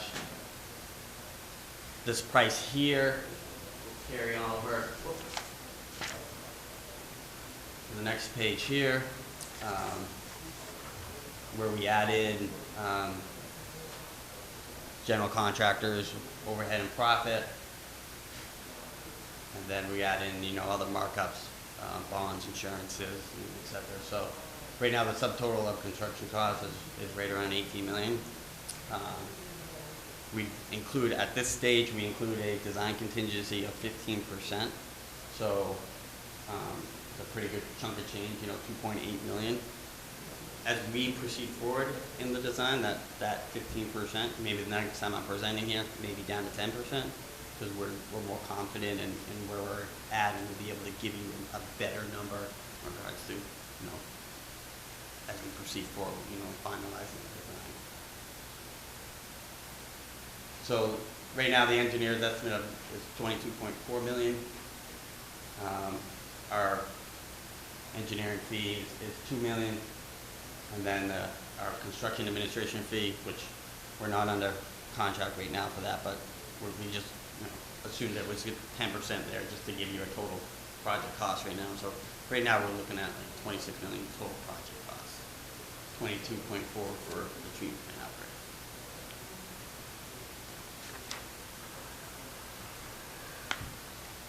And you're on track with the milestones For the project for the schedule, project schedule? perfect lead into my next slide. I get paid for this. You did? So Well worth what you paid. right now, February 20, 2014, we just submitted the schematic, schematic design report. Once we receive comments from the town and from Environmental Partners Group, the OPM, we'll incorporate those comments and send it to DEP. And then the next phase, we're ready. We've got the design team going. We're rolling here. We're ready to, move forward into the next phase, which would be the design development phase. And then after that, we would move into the final design phase.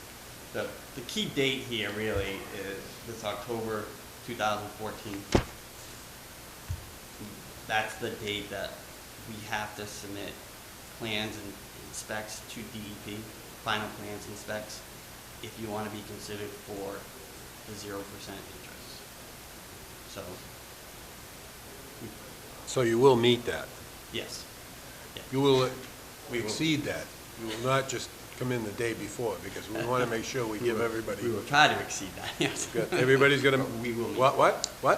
We will meet that. Thank you. There you go.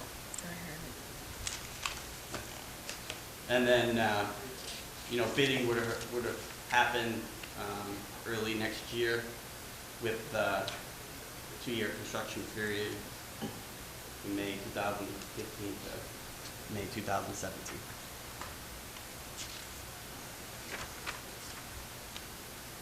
So our next steps, we're going to be setting up a meeting with Charlie and with Environmental Partners Group and Todd and the rest of the crew to go over the schematic design report. And once we have their comments, as I said, we'll submit that to DEP. And, you know, we're ready to move forward with the next phase of the design, and finally, you know, that, as I said, that the key date there is that October. You've got to meet that if you want the 0%. You've got to meet that. Yeah. We will be. Okay. So, Charlie, you happy with this progress? I think we're, moving, along nicely. As you can see from the estimate, it's now several $1 million under the 30 million figure that we've been carrying. So we're hoping to, hopefully, bring it down a little bit more before we put it out to bid, and it's going in the right direction. Todd, you happy with that? Mr. Peck, you're happy? Okay. Board members? Mr. Chair, Yes. just a couple of questions. Number one, the change and not using the ultraviolet, we were told originally that was going to, using that new technology was going to save us a lot in chemical costs over the course of the life of the plant. So you're saying now that that's not really going to be a savings? UV, ultraviolet, which is referred to by UV, disinfection, doesn't require a lot of chemicals, so it does save on that end. However, it does use a lot of power. Essentially, it's banks and banks and banks of a special frequency fluorescent type tubes. So yes, you will save on chemicals, but you offset it with power costs. the other thing is we talked to some of the UV manufacturers and gave them a sample of the effluent of the wastewater, and they came back with a proposal to a UV system that they would take with the number of banks and lamps and additional lamps to fit into the channel, and it was the cost of it was 4 times the cost of what we were going to do to upgrade the chemical feed systems. Okay.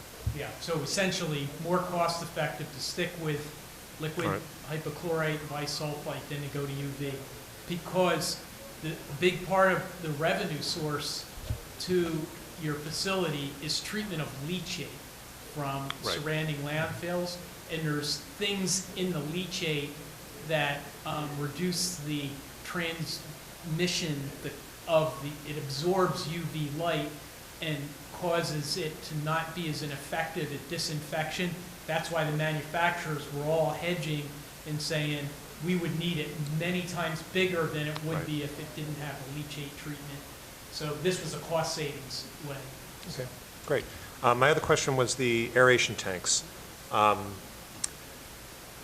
The machinery, you're only rehabbing 2 of them, and 2 of them you're not going to. What's going to happen to the machinery on the 2 that you don't rehab? Because that's kind of rotting out, isn't it? Well, right now, those mechanical, right now you have technology called mechanical surface aeration, provides oxygen to the bacteria that's who's doing the work, treating the flow. The modern technology is a lot more energy efficient. This is probably one of the biggest, if not the biggest electric use in the whole town is my guess, or one of the largest. It is. It is. The treatment plant is, and these aerators are, and the new technology that we're putting in is much more energy efficient. We'll mothball essentially the surface mechanical aerators sort of as kind of an emergency backup. If we ever needed to put those tanks into operation for whatever reason, they'll be there. Todd's kept them in good, they're working, but they're not, it's like, 1977 Chevy Impala that Todd's kept running. And it'd probably still run, but I don't know if I'd want to race the Grand Prix with it or take it to Daytona, so. Have you seen Todd's classic car? Yes. It's pretty nice. That's right, GTO, I think. Should have seen the truck he just turned in. Jesus. Thank you. Mr. Fowler? Along the lines of energy efficiency, are you doing anything with solar power or anything like that to help defray the energy costs? Because it certainly is, it's something that we're completely aware of, that the wastewater treatment facility costs way too much in electricity. We've included an energy audit of the facility, and part of that is to find ways to save power. The bottom line is a solar power would not be cost beneficial for this facility. You couldn't put enough solar panels down there to put a dent in the amount of electricity these places use when it really is all said and done. And the cost benefit is way beyond the 20-year life of all the equipment there. So it just doesn't, the numbers just don't work. Just don't work. The low-hanging fruit for us from power savings is that aeration system. Replace the mechanical surface aerators with this new technology, aeration technology, will equal multiple solar panels or any kind of other kind of neat modern technology. This will save magnitudes more power than those sorts of things would generate for them. It's an easy way to say it, I guess. We've also reached out to Middleborough Gas and Electric, and right now to see if they have any incentive programs that are out there. Right now they don't have any, but there's a couple of programs that may be coming out in the upcoming future in the next like 4 or 5 months. So we're gonna keep a lookout, an eye out for those opportunities as well. Yeah, we often, by finding the ways to reduce the energy consumption of all the electrical equipment in these plants, we're often able to qualify for incentive grants because we're taking kilowatts off the grid, reducing the need to provide that power capacity by the utilities. And they'll often pay us to do some of these, the community, to do some of the things that we're coming up with because it just saves so much electricity. There's certain incentive programs, but that's what we're keeping an eye on. Just quickly, is the owner project manager fee in this 26 million? No, it's not in there. Okay. Charlie, do you have any idea what that is? It's about $1 million, I think. That's all. Thanks. Okay. Any other questions? Any other questions?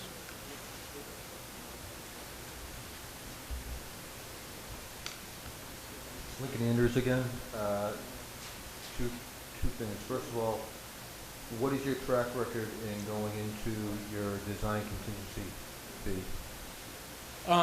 Typically, by the time we do the final design, we will reduce that number probably to around 5%, the design contingency. The industry standard, so people understand what that is. When you build any project, you get things come up, surprises and whatever during the job that you didn't foresee were going to happen during the design. So there's what we call change orders and things that happen during a construction project. So on these type of projects, the standard of the industry is that you budget and assume 5%, and so you budget for that, and you know that there's going to be a bid cost, and you may have some extra costs here and there as you go through. Our typical is from 0 to maybe 2%. We have, we have a dozen wastewater projects going on, and if I were to look at all of them, I'd say we are in the 0 to 2%. So then you can look us in the eye and reasonably say that you will not exceed your design contingency by the sound of it. Well, definitely not $3 Yeah. million. And the second question, I already know the answer is no, but since it's been asked on offsetting electrical costs, there's no chance of putting a water turbine in the discharge of the plant. Yeah, so what? That's the only place where I could I see you would could love possibly. to say yes on that. I would love that. And actually, we're doing one in Hartford, Connecticut now. Water turbines, so try to get back all the energy you put getting the water to the treatment plant by putting it in these, somebody who knows technology. So you try to put a turbine in somewhere in the hydraulic profile and get that energy back. It's a function of how much drop you have from the treatment plant, let's say, to the river, how much head, how the elevation difference, and what the flow rate is. And unfortunately, we're talking here flows of you know, a few million gallons and very low head. There's just not enough flow in head for it to be cost effective. We're doing one in Hartford, Connecticut, so you're 1 to 3 million gallons a day with maybe 10 feet ahead. There we've got 50 million gallons a day and 200 feet ahead. We're putting a turbine in there.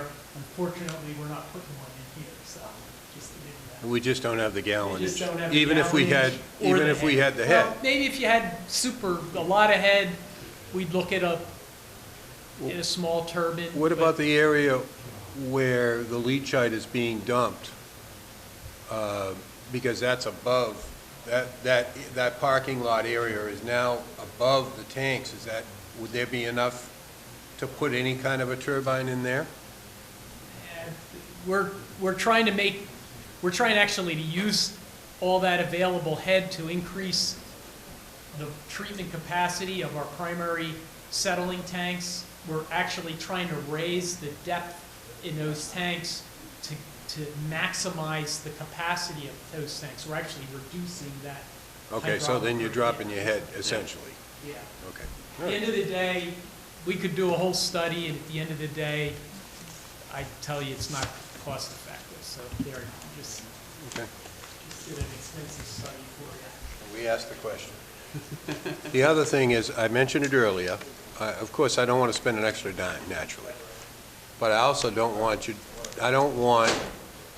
the new magical gizmo motor that's going to save us hundreds of kilowatt hours over the years to be put in that in 5 years, when Todd comes up and says the new magical gizmo motor just burned out, we need a replacement piece for it, and he calls a representative up, and the representative says, yeah, we have a replacement piece on your other motor. You got the only 2 gizmo motors. We're not going to get into that situation, Well, are we? one of the things we try to do is make sure the technologies that we use are proven, and actually there's some workshops coming up to go over that. One of the other things that John and the team has done is, you know, we're starting to take Todd around to actually physically visit other facilities that use the technology that we're talking about, so that he gets a level of confidence, because some of the stuff we're doing here is new technology that he hasn't seen before. And so our intent is that It's new technology, but has a history of operation. it's new to so- Todd, not necessarily new. And that's good. Yeah. I don't mind that. I don't mind new to us, because Right. we have a 1977 plant. But I think nobody stays, you know, everything changes. But I just don't want to get the new magic shiny coin that we wind up having to replace the whole unit. You know, I don't want to, I'm looking for that redundancy. I'm looking, so Todd has that redundancy. Yeah, and we have We're one. with you. Because he doesn't have redundancy on some of the stuff he's got now, and he's got to build it by himself. Absolutely. It's extremely gratifying that we have a Todd out there that can do that, but puts a lot of stress on you if you have to come to work and build a motor. You know, you should be able to flick a switch or call a guy and say, I need a new motor, not build one. So I don't want to get into that. We're in agreement with you, and that's our goal. You happy with that? Everything will have a 10-year warranty in U.S. distributor. Good, thank you. He plans to retire in 10 years, right? Anything else? Okay, any other questions? No? Gentlemen, thank you very much. Sorry it took so long, but it's a lot of money and we want to get our answers. Next, we're going to discuss a hearing. This is a continuation of a hearing from February 10th for earth and removal permit application filed by GAF Engineering on behalf of River Rock Realty Trust for 288 Thompson Street. You want to take a couple-minute recess so they can clean all this out? Sure, why not? We'll take a couple-minute recess until they can get this, and then we'll do that, okay?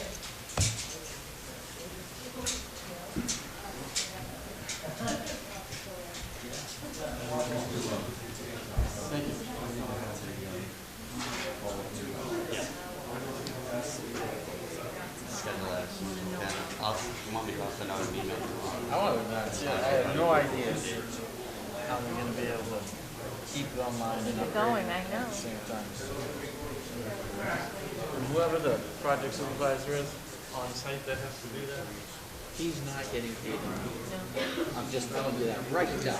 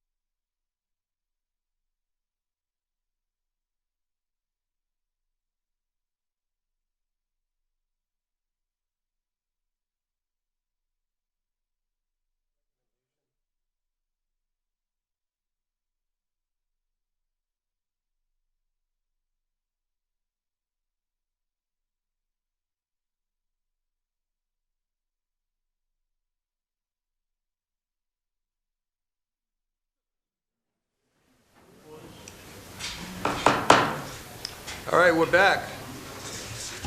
Next item on the fun and frivolity list is the hearing for the earth removal permit application filed by GAF Engineering on behalf of River Rock Realty Trust for 288 Thompson Street. This is a continuation of a hearing we had on February 10th.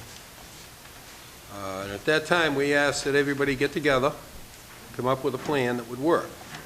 There were some legal questions involved that I had. I believe Mr. Frawley had the same similar questions.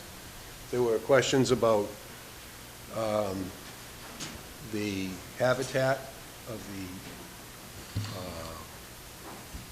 turtles. There was questions about the placement of the cranberry bog itself and the tailings pond. And I've seen about a ream and a half of paperwork on the computer over this weekend. I was trying to read through all of it.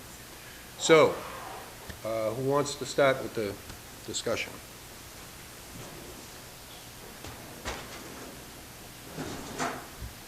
Mr. Chairman and board members, for your record, my name is Robert Mather. I'm here tonight on behalf of the applicant and the property owner. Last week I spoke solely for the property owner, but tonight I'm going to kind of coordinate the hearing. I made a note of 4 things that, in particular, that we did over the past couple of weeks. You asked us to provide a written response to the concerns that were raised by Atlantic Design, which we did provide. You asked us to provide a written response to the concerns of the town planner. We also provided that. You were also looking for something in writing from Natural Heritage indicating that it was Natural Heritage request that our plans be amended to consolidate the project closer to Fuller Street. And in addition to providing you with that, we've also brought Brian Madden from LEC Environmental.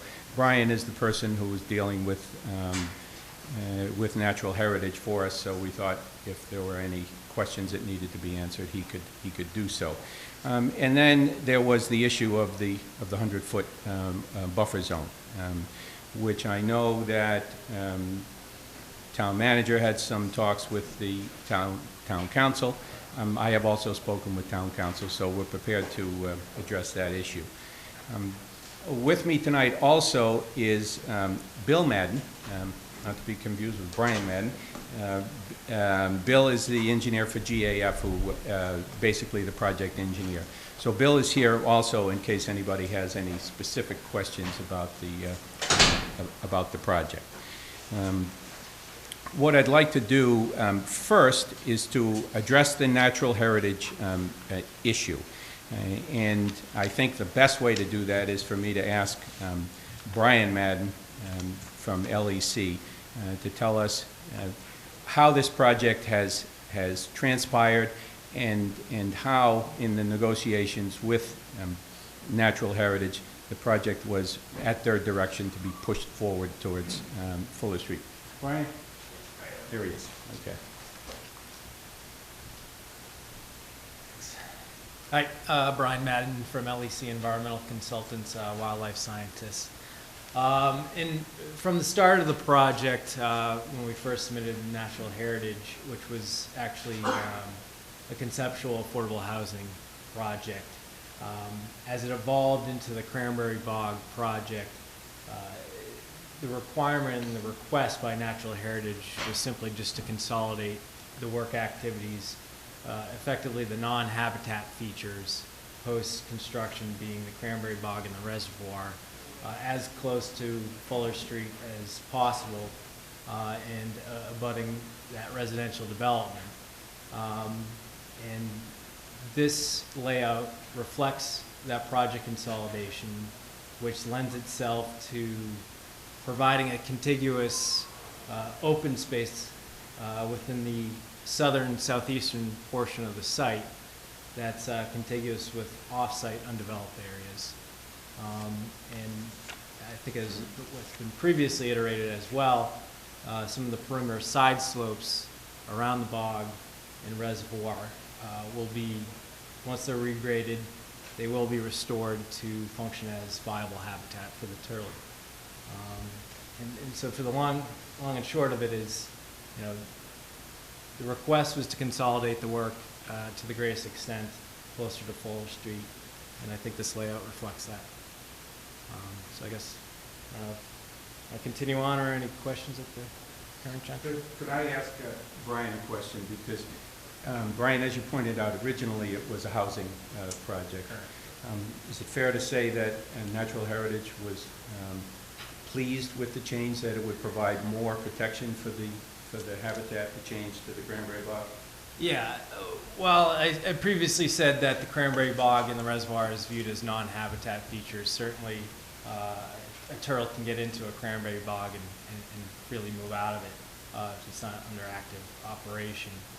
Certainly, a residential development is construed as more of a permanent habitat disturbance, fragmenting habitat much more considerably than a less invasive project similar to cranberry bog from a wildlife habitat perspective.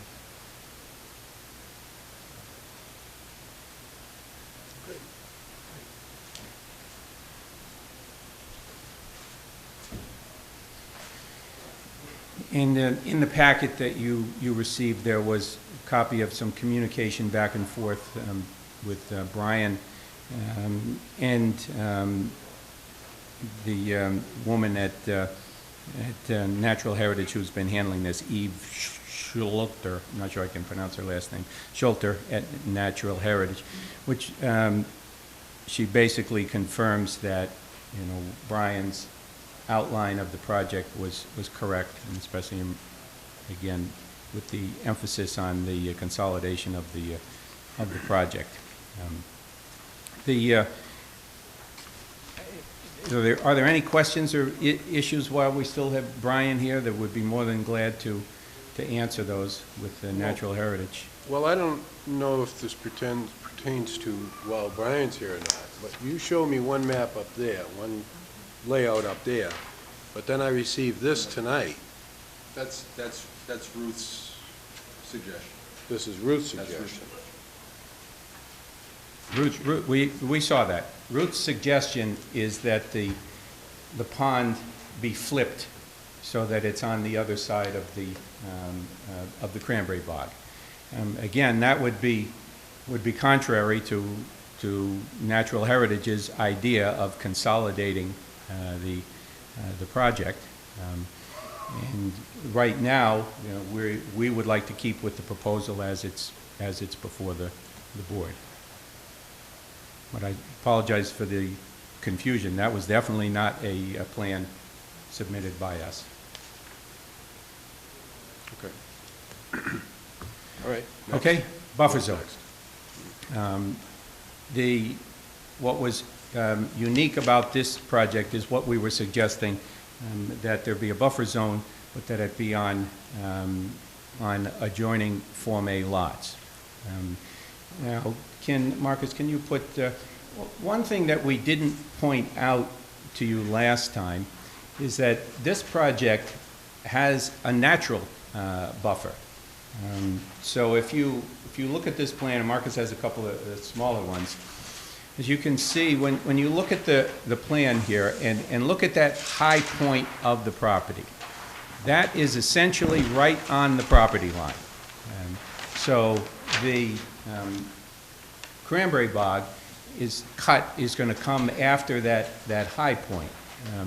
So after we talked about this last time, I spoke to Joe Arruda because there was some question as to what you'd see on this property. And Joe tells me because of the way the project will work, in other words, you don't start at the top and dig down, you start at the bottom and pull down.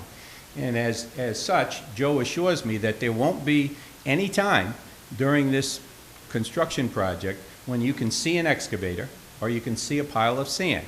There was one of the, not abutters, but one of the neighbors who was here last time, I don't believe he's here again, said he's kind of tired of riding up and down Fuller Street and seeing piles of sand.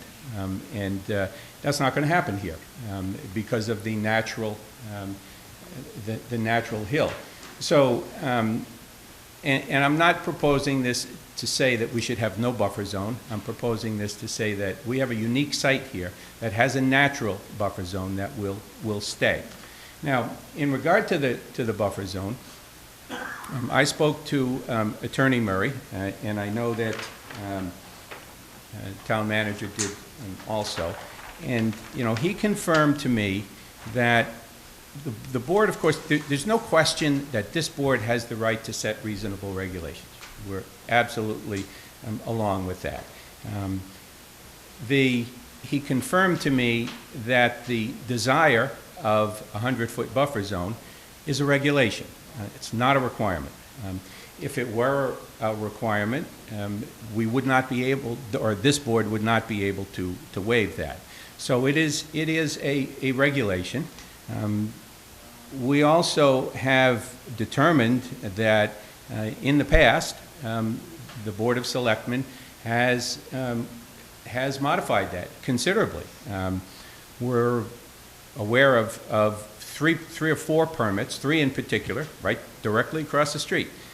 The Fuller Street development, the buffer zone is 50 feet.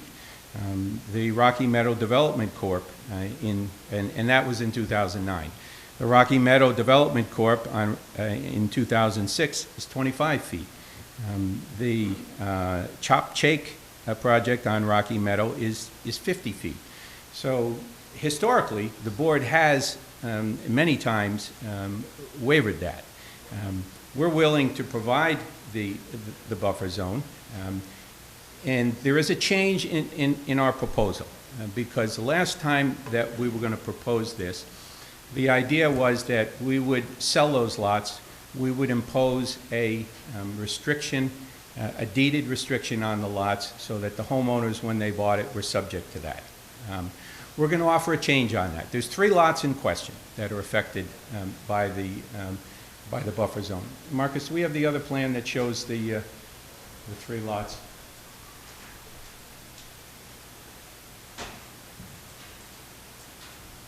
This will be the reconfigured lot 6, the reconfigured lot 7, and the proposed lot 8. These 3 here. And what our new proposal is that those properties will not be sold to homeowners until the earth removal project is complete. Now, they may build houses on them, but they would be rented. And when they're rented, they would be rented with a tenancy at will, so that if someone goes there and is not happy with the earth removal project or where they are, they're free to leave. So we're willing to establish the buffer zone on that property. Let's look at this regulation and what it's designed to protect. In my opinion, it's designed to protect the innocent homeowner abutter. Someone who has a nice house on their property and then all of a sudden the guy behind him wants to do an earth removal permit. And clearly there should be some buffer protection. We don't have any innocent homeowners here. The current owners of those lots, Marcus Baptiste and Tim Hasher, they're not going to, and they're party to the application. As you know, they joined in as the owners, so they will agree as a condition on the earth removal permit that the properties will not be sold to a third-party homeowner until such time as the project is complete. So I think it lives up to the spirit. Now, that having been said, if the board is interested in that, the town planner did point out that with a 100-foot buffer zone, there isn't much of a yard, and of course, she's correct. And this particular plan shows we're only showing one lot because this is the lot that's the most affected. Because if you notice, you'll notice how the project, the earth removal, curves out onto the site. So this is the lot that is easily the most affected by that. And it shows that if there's a 100-foot buffer zone, they have a 28-foot backyard. If it's 75 feet, they have a 53-foot backyard. We would prefer 75 feet. Now, we'll accept 100, but 75 feet would give them a more than, the renters, more than enough of a setback. But if the board wants to keep the 100 feet, we're willing to go along with the 100 feet.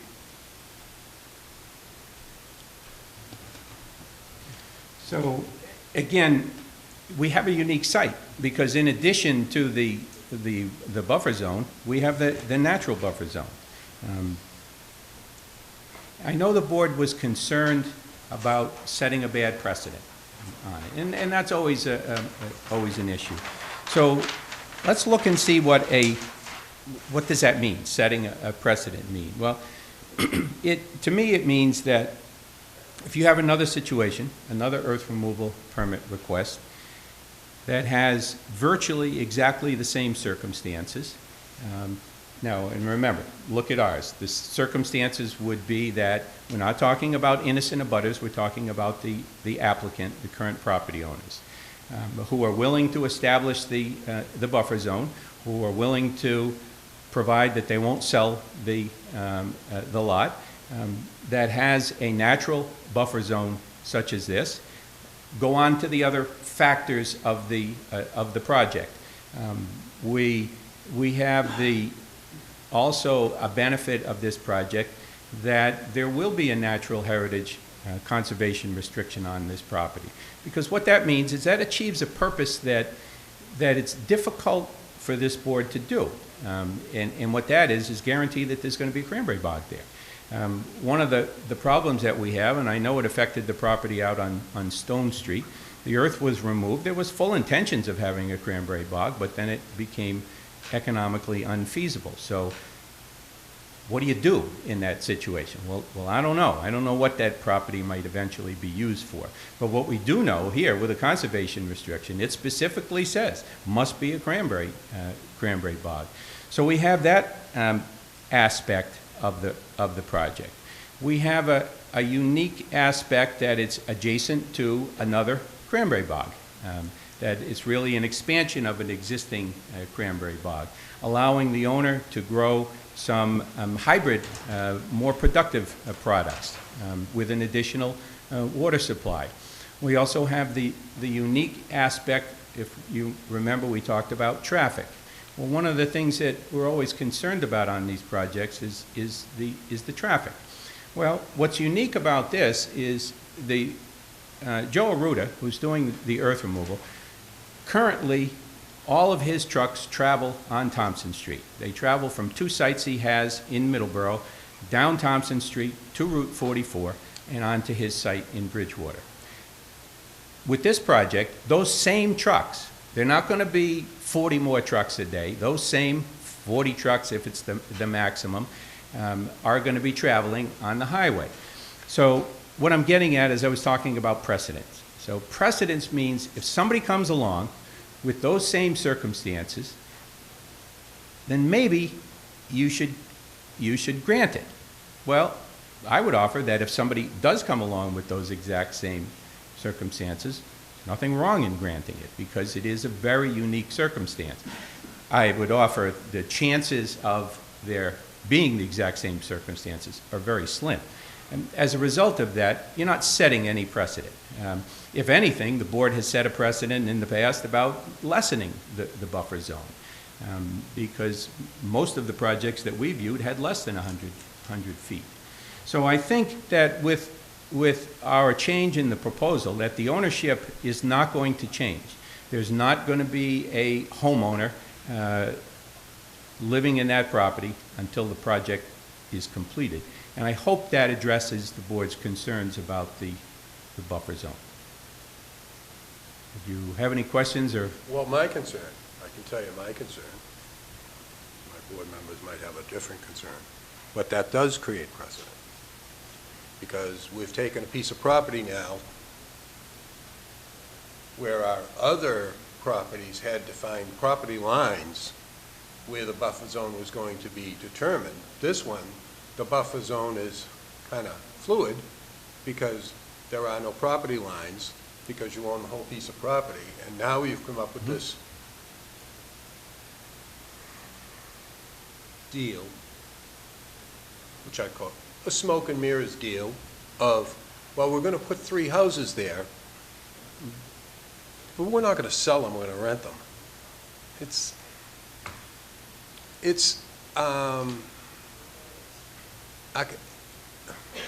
I don't like it. It goes against what I normally see on this board. It skirts what I see as our job, to give you permission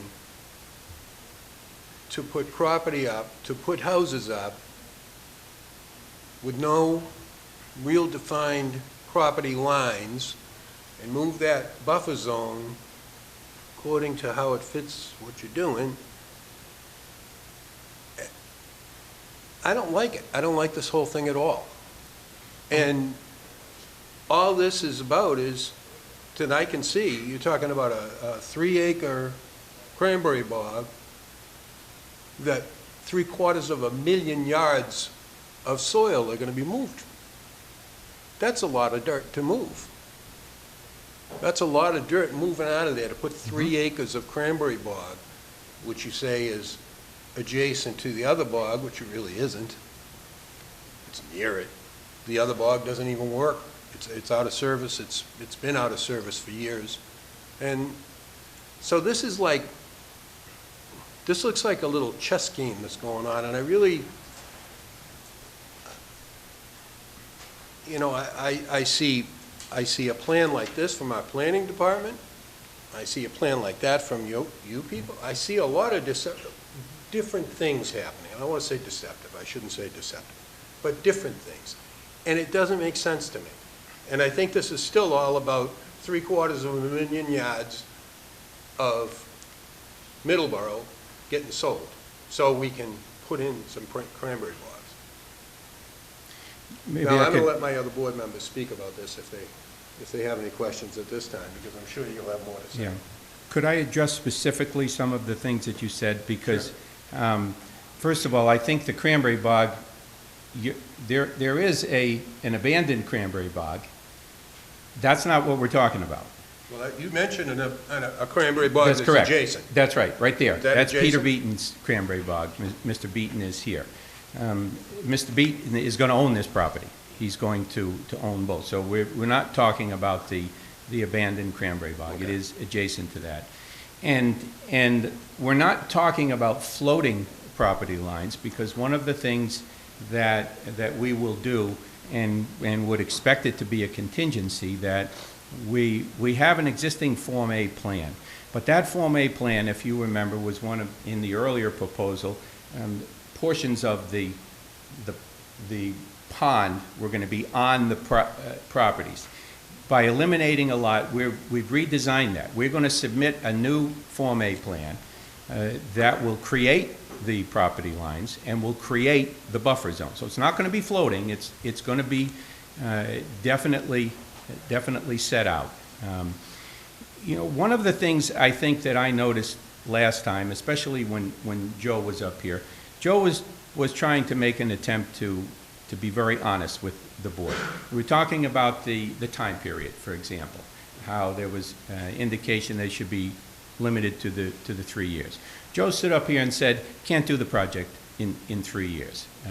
3 + 1 is pushing it. It's possible, but he feels that he would need 5 years. We're gonna level with you on this project. This originally, as Brian pointed out, was a 40B project. Went to Natural Heritage with that.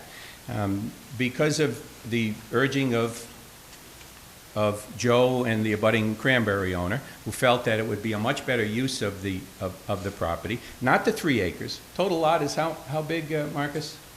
It's a 42-acre site total parcel. Yeah, so we're What's talking. the cranberry bog? How big is the cranberry No, the bog? cranberry bog is 3.1. That, Well, all right, what we're that's doing, what we're talking about. I understand. 3.1 acres of cranberry That's bog. correct. That's correct. Everything else is, That's right. But the rest of the property is going to be preserved. There, that's important. So when Natural Heritage indicated that they were going to require that the project, remember, they were talking about the 40B at that time, be pushed as close to Fuller Street as possible. And with Joe's urging and in speaking with the cranberry bog owner, it was realized that if the earth removal project was done this way, that it would be economically feasible for the owner to do. Now, bear in mind that Mr. Baptiste this would be 50% of what he could profit on the property. But as he points out, he can spend 10% of his time for a shorter period of time and make a sum of money, or he can spend 90% of his time for a longer period of time and make twice as much money. So he's decided that he would like to do this project. Now, we'll be honest with you. If the, and again, this is assuming that Natural Heritage would allow this, and we have no reason to believe that they would. But if it were a requirement that the pond be flipped, or that we push the whole project back 100 feet, it doesn't make it economically feasible for them to do it. And you know, again, no deception, they won't do the project if that's the case. So, you know, if the board is going to insist on a 100-foot buffer zone on the property, or going to insist that the pond gets flipped, with due respect to the board, would suggest that you deny the application. So we're trying to be honest on this.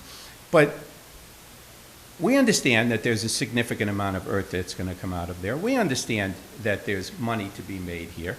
But remember, the end result is a cranberry bog that's going to produce for 100 years. The earth removal project is over in 4 years. Once this project is complete,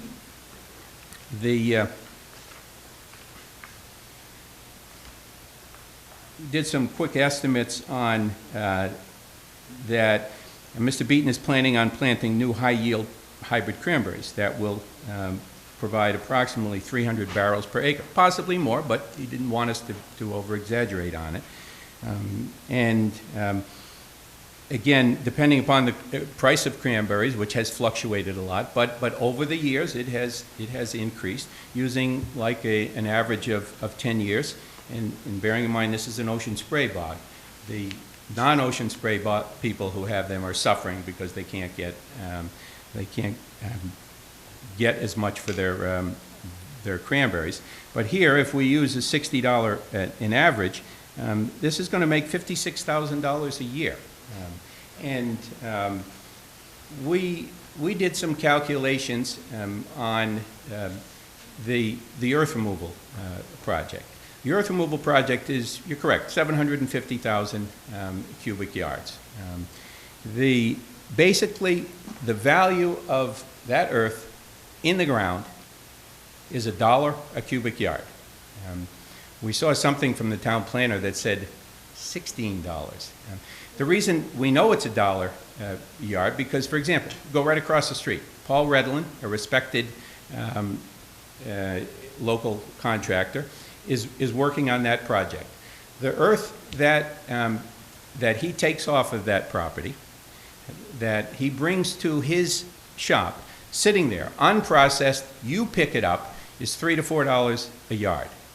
Now, so you know he's not going to pay that much, and understand, he's got to build a cranberry bog too, because they're not just removing this earth. They're going to put in the bogs, they're going to bring it to grade, they're going to put in the dikes, they're going to loam and seed it. So $1 a cubic yard is a reasonable amount. Yeah, they're going to make a nice profit on it, $750,000. It'll take approximately, we figure, 12 or 13 years to recoup that, to make that much. But then we got 100 years of cranberry bog after that. And not only with increasing prices, we go back 50 years. What were cranberries a barrel 50 years ago, Peter? $2? Well, so what I'm trying to say is that this is the proposal on it. We're not trying to submit this as a ruse so you don't think that we want to take the earth out. The earth is important to the project. If they cannot do it as designed, then they won't accept the permit. okay. So there's, planning department still has questions and concerns, correct? They haven't all been answered? Well, yeah. I mean, the planning department thinks that the project is too big, that can be lessened. Well, with all due respect, you know, Natural Heritage has indicated that this is the plan that they like, and the developer has indicated that they're not interested in trying to lessen it. So we're going to be honest with you. All right. And I think we have an unusual circumstance here too, because last time, if you remember, we had a bunch of abutters who stood up, and every one of them were in favor. Right. I've done quite a few permits over the years. I've never seen that. I asked Bill Madden, who does them all the time. He's never seen it. He just finished up the one in Plymouth, which is $6.5 million. And again, I'm rambling a little bit, but it is, Middleborough is the cranberry country capital of the United States. We want to keep that. Do we want to send a message that, and earth removal is vital to cranberry owners, and it's almost become synonymous. Cranberry bogs, earth removal. When they expand, the only way that they can afford to do that is because they get the value of the earth. So I'm trying to level with you. This is the proposal. We hope you'll approve it. Again, my concerns are the 100-foot buffer. You've expressed that we have made variations to that, but based on a property line. We don't have a property line. We will provide you a property line. Well, that's not what we see. So I need, before I could recommend we go ahead with this, I think we need to have all that laid out so that we can make a final judgment. Well, Marcus, am I correct that the property lines that we show here are the proposed property lines? We were going to suggest a condition to the permit that a Form A plan be sent to the planning board and approved by the planning board with the new property lines, so that we will have the property lines and we can show the buffer zone on the plan, so you can see where it is. And again, the protection people we're supposed to protect here, are the abutters. In this case, we don't have any abutters for the buffer zone issue. We don't have any. It's Marcus and Tim. They don't want a buffer zone. And I don't think it's setting a dangerous precedent, because if somebody comes along with these exact same circumstances, which you won't find, then maybe you ought to give it to them too. I'm not saying that. I'm not so certain of that. Yeah. So. Mr. Chair, I'm concerned about the buffer zone, and I know you're talking it's not setting a precedence, but you're bringing up the fact that previous boards have already modified this and citing that as precedence, so this would be citing a precedence. I would like more information on how those other boards, this board before I was a part of it, were able to make those kind of modifications to the buffer zone, and why they did that before we would do it. Well, I have copies of 3 of them. Well, I got to tell you, we're not going to be able to review those this instant and make a decision this instant, because it just doesn't work that way. Yeah. I need to look at things. I need to read things. I need to understand things. So, and I need other departments to understand things. I think this has to go back to planning, and I'd like to see all you guys sit down and figure this. No, go ahead. Our engineer as well. All right. The engineer, I'd like to see everybody get together and come back with a unified plan on this. I see this plan show up. I've read attachment after attachment. I see this, the varying property lines. It gives me pause to wonder what's going on here. You made very eloquent statements, but that is your job. You are an attorney. You make eloquent statements. But I'm just a guy who's sitting here trying to figure this out, and I rely on my departments for that. Mr. Chairman, can I make a suggestion? Sure. I too agree that, this would be a valuable project, but I wouldn't recommend it in its current condition. We've heard a lot about National Heritage and what National Heritage wants, but the town hasn't heard directly from National Heritage. And along the lines of what you were suggesting, I would recommend to the applicant to sit down with us, with National Heritage, with our engineer, and seeing if we can make this something that we can all approve. Although, you know, I was a little dismayed because I thought I heard Attorney Mather say something along the lines of, "Can I take it or leave it?" And if that's their attitude, my recommendation is to leave it. Well, you know, when I say take, obviously I didn't use those exact words, but yes, I did say that this is the project as designed, and that's because of the economic sense that it makes. My clients have told me that this is the only way that they can do the bog construction. Am I correct on that, Marcus? And that this is what we're offering to the board. I don't see what sitting down with Natural Heritage or the Planning Board could change that. Now, if we were able to live with a lesser project, then that would be. So are you telling me you're not willing to sit down with National Heritage? I'm not even suggesting that we go with a lesser project. But every time they've come in with a redesign, the quantity of material has gone up. You know, it's going in the opposite direction. So, you know, so I mean, you know, I'm willing to spend some time to see if we can make this something that we can all live with, and you know, maybe the applicant would too. You willing to do that? You willing to? Well, let me. I was just going to say, every change we have made to the plan has been in response to and answering a comment by the town planner. Moving the property lines. We did that so that the pond was not on the lots, okay? That was a direct response to a request from the town planner not to have the pond on the lots. She originally, in her letter, said that was her most important concern. I can get the quote out if you want it. She said that was her most important concern. We redrew the lot lines to alleviate that concern. We redid the slopes. She said 2 to 1 was too steep, was not safe. We've redone the slopes to 3 to 1. What else has changed?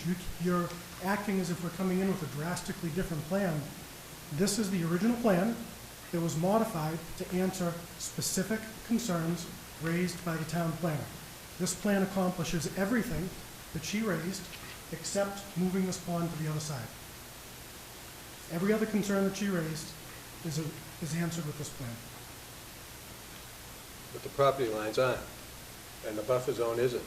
The property lines are.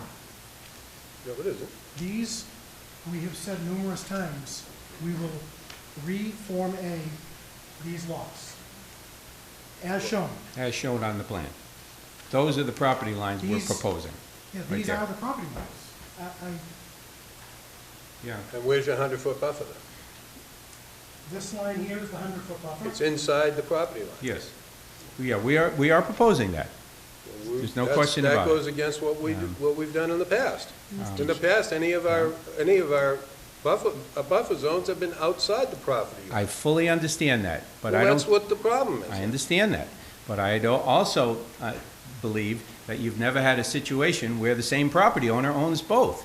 That it would be one thing for me to stand up here and propose to put a 100-foot buffer zone on an innocent person's lot. That's not the case. These are the current owners here. Yes. I want to approve this project. I really do. I appreciate you guys standing up here and being honest with us. I appreciate Mr. Aruda coming up and telling us honestly, which I don't think I've seen before, that he can't do it in 4 years. It's gonna take more. I appreciate that. I respect the idea of a cranberry bog over 40B housing. The thing that I can't get past is that I have a town planner who's been here for quite a number of years, who still has some issues, and you guys can't seem to work them out. I can't overrule my town planner's recommendation for a meeting with you guys and for natural heritage. You say you've accomplished all that natural heritage wants to accomplish, and I understand that, but in the letter here from my town planner, she says the Natural Heritage was not aware of certain things that the town requires. She needs to know those things before we move forward. If you guys don't want to sit down and meet, that's fine, but I won't vote in favor of this as it stands now with the way the town plan is making her recommendation. I would greatly appreciate if you guys could all sit down and work this out. Because all we're hearing is, she says this, you guys say that, they say this, and then we're trying to piece all this together, and we don't get, if the three groups can get together and form a consensus and work it out, I'll do my best to make sure that the rest of the board votes the same way I do in favor of this. But I'm not gonna vote in favor of it the way it stands now with the recommendations in front of me. If you guys wanna do this, and I hope you do, sit down with everybody, figure something out that everybody can say, it's not perfect, but it's what we can live with. If you guys can do that, we can all come back one last time, have a quick little meeting, approve it, and move on. But if you're not willing to do that, if you're not willing to work with the other two groups, I can understand that. It's your property, it's your project, you do what you want. But you won't be getting a vote in favor from me. It's not that we're unwilling to work with them, but we just feel that from our part, there's nothing that can be accomplished by that, because the only thing that the town planner is looking for is to lessen the amount of earth that's going to be taken out of there. Now, there's only two ways to do that. You move the project back, or you establish a 100-foot buffer zone, and my client is telling me that that makes the project not economically feasible. So it's not that we're not going to be cooperative to the town planner, is that we just don't understand what that could achieve. So you're telling me you're not willing to have a meeting? Well, I mean, I'm not going to make that choice. I'm going to have to, speak to my clients, obviously. That's what my understanding of it was, and because it's done for an economic purpose. That this, as I pointed out, was Plan B, not Plan A. Plan A was what they went for housing into natural heritage, and it was only at the urging of other people that we looked at the project. And obviously, when he looks at it, he's got to look at it. He's got to compare Plan A to Plan B, and he's willing to give up a substantial amount of profit, but not willing to give up more than what he feels would be acceptable. From what I understand, he's given up 50%. Now, maybe I can't speak for my clients. If you want to give me 3 minutes to speak to them outside, I'd be glad to do that and see how they wish to proceed tonight. I certainly don't want to say, take it or leave it the way it is and then have them not want that. Well, we have another hearing we could take care of, because I believe that That one's ready to go.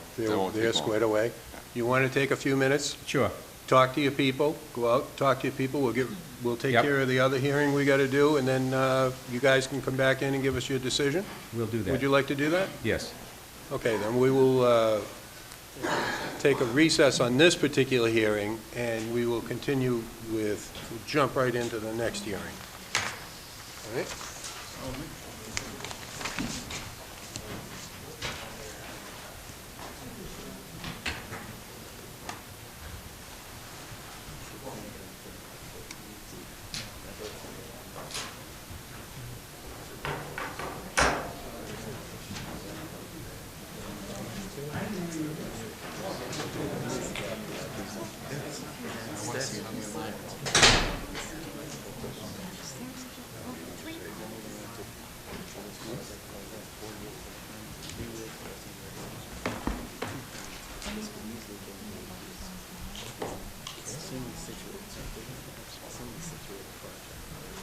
Oh, more charts and graphs and maps.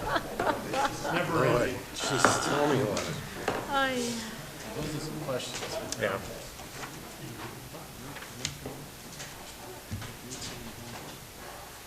So, you want me to make a motion when we do this in Nathan's turn? Yep. Yeah. I can read, usually. This late at night?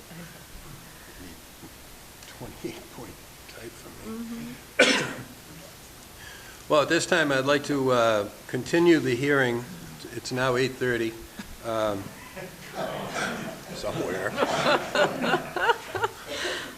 This is a WRPD application filed by Cumberland Farms for 90 and 92 East Grove Street, map 65, lot 299 and 112, and 147 Wood Street, map 75, lot 372. This is a continuation of a hearing from February 10th, 2014.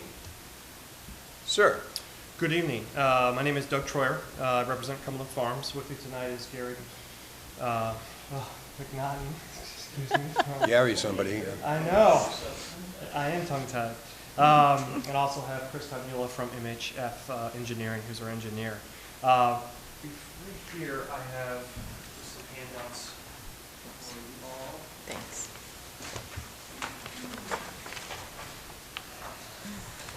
Thank you.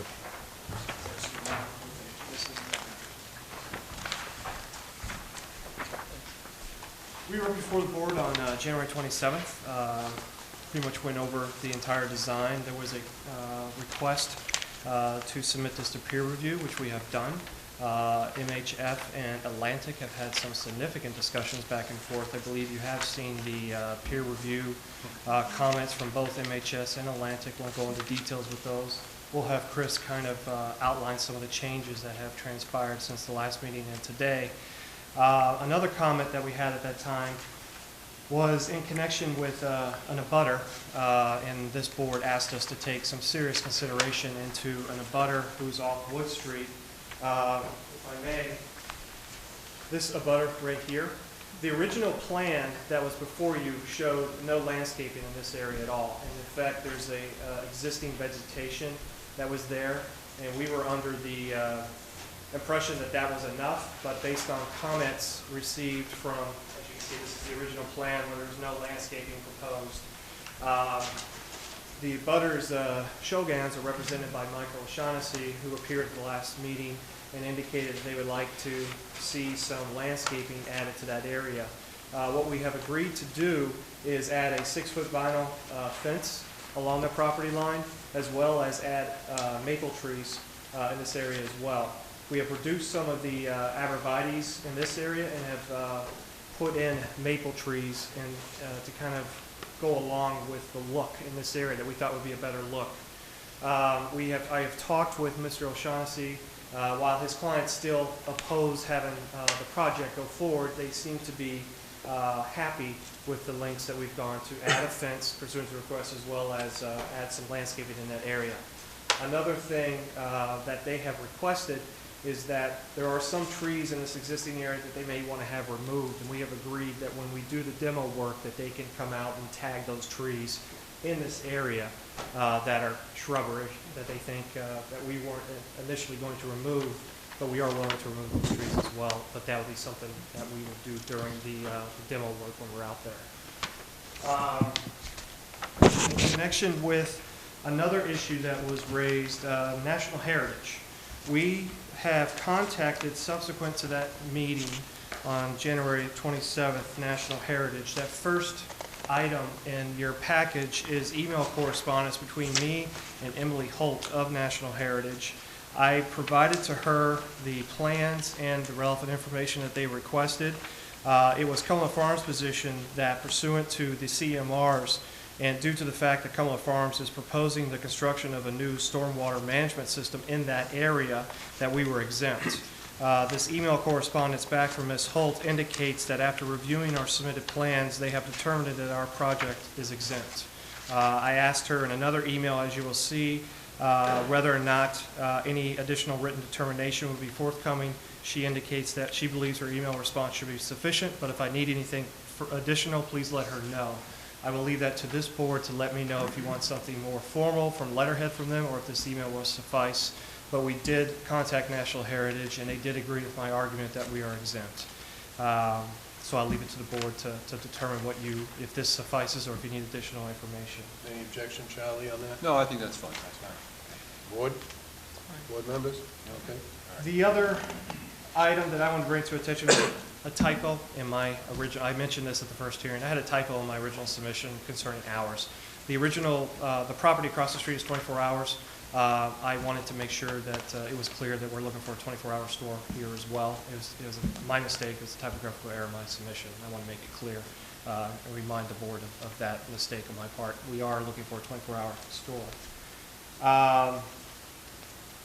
Oh, and also there was a request from an abutter regarding certain information on the ground storage tank license. I did forward that information to him. I'm not sure if he's here tonight or not, but I just wanted, for the record, to let you know that I did forward that requested information to him. Have not heard anything from him. With that, I think it would be wise for us to have Chris advise you of some of the other changes that came up of the peer review, and leave it at that. Thank you very much. Unless you have questions for me right now. Nothing at this time, but Thank you. I'll go away. Good evening, Mr. Chairman, members of the board. Again, for the record, Chris Tumula. I'm a civil engineer with MHF Design Consultants in Salem, New Hampshire. So as Attorney Troyer had mentioned, we had Atlantic Design do a peer review on the project. They came back with a peer review letter with 11 comments. Out of those 11 comments, there were 7 or 8 comments that were just minor clarifications that they needed, a couple details and a couple typos. The other 3 or 4 comments were just some technical information that Rich Tebzinski and myself had gone through some conversations on the phone as well as emails, and he's come to the understanding, and we've both come to the understanding that everything's essentially all set. He provided the town with a review letter basically stating that. The changes to the plans are so minor. There was a typo on the grading and drainage plan, and we had revised our operation and maintenance plan to be more consistent with the plan review, the plan sheets themselves. Other than that, as Doug mentioned, we are showing the fence along the northern property line as well as the landscaping as suggested by the board. That's really it. There's really no substantive change to the plans, but I'd be happy to answer any questions the board has. Question of the board members. There was a suggestion, I think, at the initial hearing about rebuilding a catch basin if Mass DOT, and they did make those changes on the plans, and those now are on the plans. If they get the approval to do so, they will do it. Right. If I could just add to that, my only comment is it was suggested that we rebuild the catch basin at the driveway intersection, put an oil hood on it, do a deep sump catch basin. We have noted that on the plan, but ultimately if Mass DOT comes back and says they don't want an oil hood, we wouldn't install an oil hood. We're kind of up to, Mass DOT's, purview at that point. But other than that, we would, propose to put a new catch basin. So that's acceptable then? Yes. Whatever Mass DOT. Yeah, I mean, it's their infrastructure. If they, they dictate, what goes in there. If they allow it to be done, it'll be done. And didn't I read in one of the, maybe it was one of the other ones too, who knows, but wasn't there something about a pipe size was off, or was that a typo? The only typo that there was on the plan was our, where, I can show you on the plan.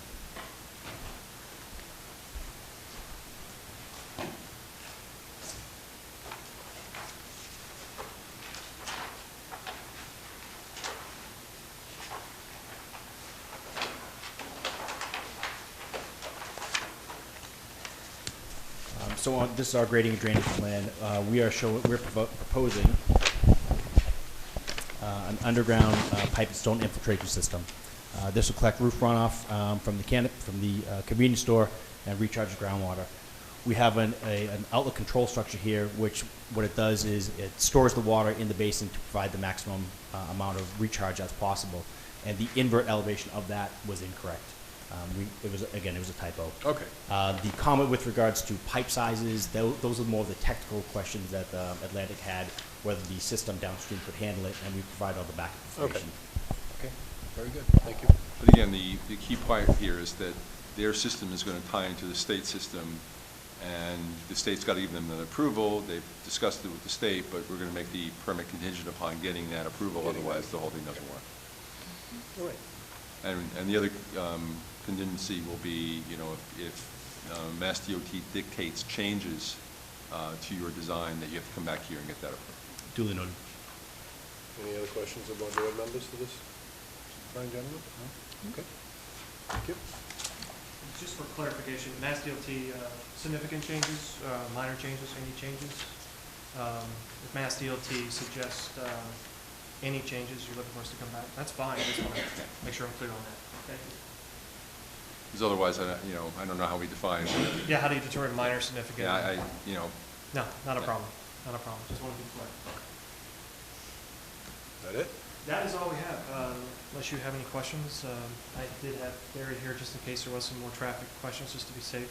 Other than that, I believe we pretty much set forth everything in the first hearing, and if there's not any other further questions, we respectfully request that this board would grant our special permit. Board members have any questions? That fence run all the way, or through the most of the back lot, like on the Z? The fence runs the entire property line here. We're not running it down here or here. But we are running it all the way along this one here. It may not show on the large plan, but we actually are showing the fence all the way along the entire property length. You are going to have It is short, 20 feet at the ends to make sure that there's no issues with sight distance and getting in and out of the site. Oh, you're going to here? Yes. My mistake. Yep. My mistake. That's all right. That's what I thought. I'm happy with that development. That was our understanding based on the last hearing, that we want fence and landscaping, so we just went ahead and threw it in there. Appreciate that. Good. Thank you, Chris, for fixing my mistake. I think we have one, do we have any abutters? Good evening, Mr. Chairman. Good evening. Board of Selectmen, my name is Michael O'Shaughnessy. I'm here tonight on behalf of Lonnie and Shogun. As Mr. Troyer said, again, my clients will be direct abutters to the project, so obviously they're not in favor of it. One of the alternatives we had thrown out last time was the fencing in screening, because that is what was required by the zoning bylaws. I've had numerous discussions with Attorney Troyer, and we agree that the fencing and the maple trees will comply with the intent of the bylaw. I would just ask if the board is inclined to grant a special permit, just to make that a condition in the permit. And that's all we have. Thank you. Well, those are on there, they've revised the plans to include those, and this special permit will reference these revised plans. Mr. Chair? Yes. Make a motion that we approve the revised plans? I think I have to close the hearing first. All right. Any other comments or questions? Any questions of the board? We'll close the hearing. I would entertain a motion. Mr. Frawley. Mr. Chair? Mr. I make a motion that we approve the revised plans for the Cumberland Farms. Yeah, actually, we have to be more formal in this one. It's a special Okay. permit. I would like to move that we approve this based on the vote for Cumberland Farms, Inc., 90 East Grove Street, Water Resource Protection Districts. The board finds that the proposed use is in harmony with the purpose and intent of the WRPD, that's Water Resource Protection Districts, bylaw, and will promote the purpose of the Water Resource Protection Districts. Is appropriate to the natural topography, soils, and other characteristics of the site to be developed, will not, during construction or thereafter, have an adverse environmental impact on the aquifer, recharge areas, water resources of the town, will not adversely affect any existing or potential water supply. The board votes to grant a special permit to allow for the construction of a convenience store and gasoline station at 90 and 92 East Grove Street and 147 Wood Street as requested in the applicant's application under the Water Resource Protection District bylaw pursuant to Section 8.2.9 WRPD Z4 Use Regulations 3J, based on the plan titled Proposed Site Redevelopment Plans for Assessor's Map 65, Lots 299, 372, and 1112, 90 East Grove Street, Middleborough, Mass. 02346, prepared for Cumberland Farms, Inc. by MHF Design Consultants, dated February 14, 2014. The board grants the special permit with the following conditions: Mass DOT approval of a direct tie into the drainage system on East Grove Street. Should Mass DOT not allow a direct tie-in to their drainage system, the special permit shall not be effective. Should Mass DOT require revisions in the plans shall be submitted to the board for their review and approval. Should the revisions not be accepted by the board, the special permit shall not be effective. Stormwater maintenance records, logs are to be kept on site for inspection by town officials. Second. So we have a motion and we have a second. Do you have to do a poll vote on this? No. Any other comments or questions? All those in favor? Aye. All those opposed? The ayes have it. Having 4 members present, 4 members vote yes, permit is granted. Thank you very much. For administrative purposes, I do have those large-size plans, if that would be helpful for you. Yeah, please. I also have a CD with the most recent plans as well. I have the stormwater report. I don't think you need that because it has been emailed and it is part of the record. Okay. But I have extra copies of that as well if you'd like. 1 copy would be fine. Perfect.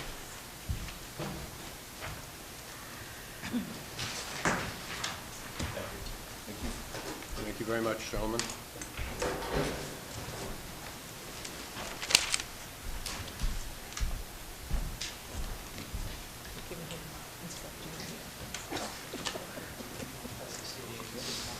What's the stamp?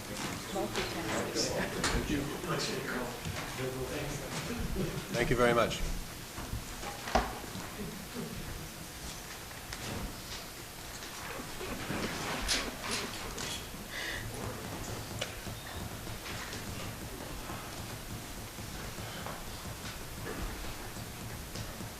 Did they leave?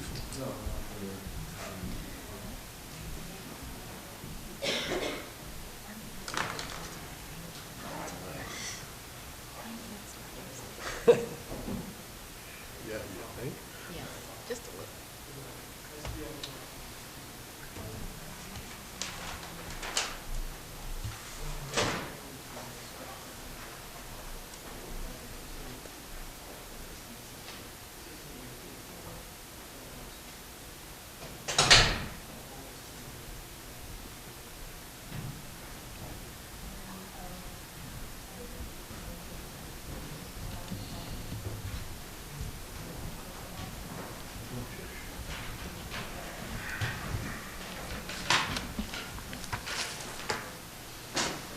All set? We now have the hearing to recontinue that we just recessed for the earth removal permit for River Rock Realty Trust for 288 Thompson Street. Sir. I've spoken to my clients. We are willing to meet with the town planner, provided it's done in the next 2 weeks. We'd like to move this project. We have some ideas, but also, if you remember, the applicant is Joe Arruda. We've been talking a lot about Marcus Baptiste.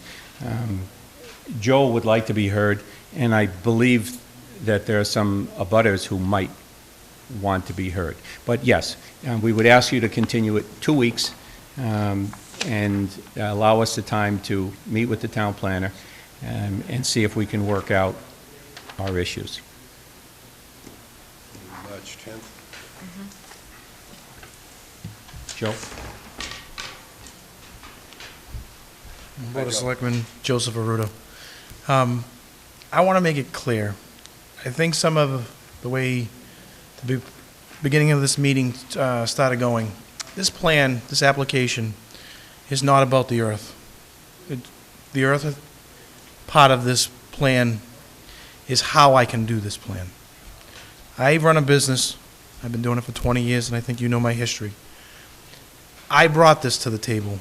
Mr. Baptista had already had a plan with LEC and had put this in forth. I came involved in it because I believe wholeheartedly I can make this work. I believe in 5 years, you guys will have something that the neighborhood can be proud of.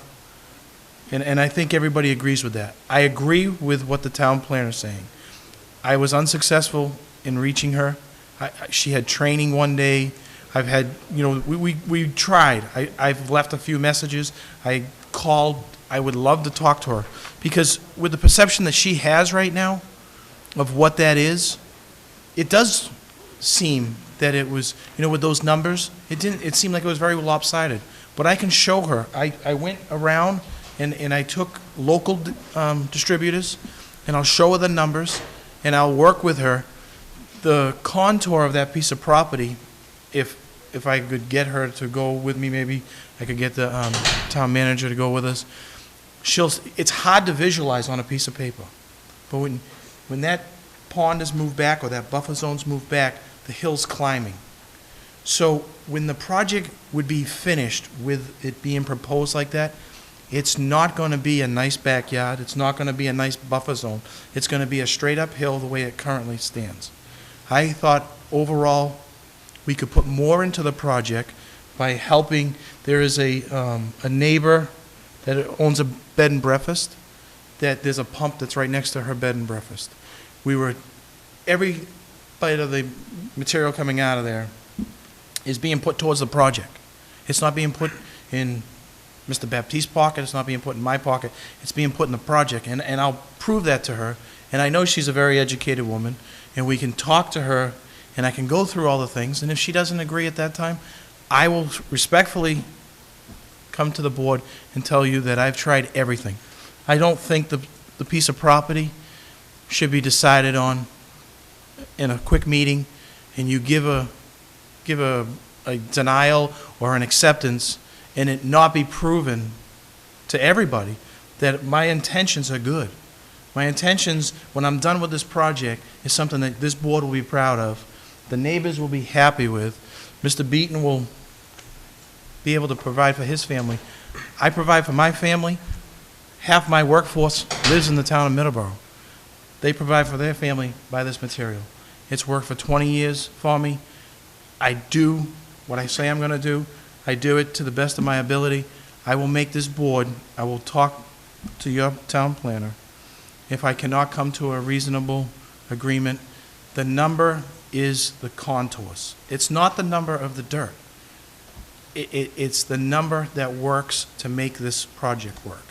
If I know she is reasonable, I will be able to talk to her, and we can work this out, and I can show her that the numbers aren't something that, there's no reason for me to want to put more money into somebody else's pocket. That my number is the same. It's the same. We have other earth removal. Mr. Donnie Gallant, he's another guy that's been in town for a long time. He knows the numbers. He knows that it's not a fixed number. It's not something that somebody's trying to do a smoke and mirror. The plan keeps changing. I purchased 2 lots, part of that earth removal. If you remember, there was 2 lots. Those lot lines change because I believe I can put that much into this project. If I can just get an opportunity to talk with Mrs. Jeffries next week, this week, I'm sorry, then time's flying. If I cannot, I am not going to be around for the following week. I will be out of commission for a little while. So I'm not trying to say that this is not important to me, but I personally wouldn't be here. I understand what you're... Thank you. Charlie, will you be able to make sure that this meeting... I will, but this is not just a meeting with the town planner. I'm going to be at that meeting. Yes. I want our engineer at the meeting and National Heritage as well. So, that's the meeting we're talking about. All right, so we get everybody together. That's right. All right. Thank you. Great. Appreciate that. Thank you very much. Thank you, Joe. Joe, you take care of yourself. Thank you. All right, so... I'm not sure if there are any interested parties. Well, I Billy's believe... going to yell at us, right? I believe they're going to throw things? 'Cause I believe they're probably going to tell us, I've got my contact and my magician hat on, that they support this. Because I don't think they're going to be here to say, no, we don't want this. But I believe that if they want to speak to this, certainly. Just quickly, I'm sorry. I know everyone wants to get home. My name is John Garanito. I live at 37 Fuller Street. I think not everyone's in support of it. I mean, my wife isn't. She'd much rather see the trees stay there forever and listen to the owls. But these guys have done... I was kind of surprised the way the meeting went tonight, quite frankly, because last week I thought it was a very good meeting. I thought Mr. Baptiste did a very good job, and all the parties that are involved were here, which wasn't present at the first meeting, so I was happy to see everyone here. And I thought Mr. Arruda has been very sincere, and I was glad that he said that it wasn't going to be done in 3 or 4 years. That was very obvious in the first meeting. So anything that I've asked them to do, they've tried to do. So the board has a job to do, I understand that. and I wouldn't expect anything less. My concern is that we push it to the point that it doesn't work, so hopefully we don't get to that point. You know, he paid a lot of money for the land, you know, far be it from me to say, hey, leave it trees the way it's always been. So I think, is everybody thrilled that it's going to happen? No. But I don't think we want to see maybe an alternative there that is less attractive. So it's this board's job, I think, to make sure operationally we're not that, you know, disrupted, our lives aren't disrupted. You know, certainly no right turn out of the bog and up Fuller Street the other way, the obvious things. But at the end of the day, I think most people would like to see something that resembles that approved. And I think everybody involved is sincere. I think Mr. Arruda is a pretty compassionate guy. I think at the end of the day, he will try to do a good job there, and I think he will. Thank you. Okay, so why don't we continue for 2 weeks? 2 weeks, 7:30? That'll be before hold on a budget. second. Hello. Oh, How I'm are you? sorry. I'm sorry to interrupt. There you go. I'm Nick Topman. I own 3 Fuller Street. I just wanted to second what he said. I would like to see some variation of this go, whether the pond's in front of the bog, the bog's in front of the pond. That the Cranberry guys figure that out. I don't know whatever's going to work best for the land is obviously the way to go. But I would like to see something like that as opposed to what the alternative can be. So, Very good. I want to make myself clear. Thank you.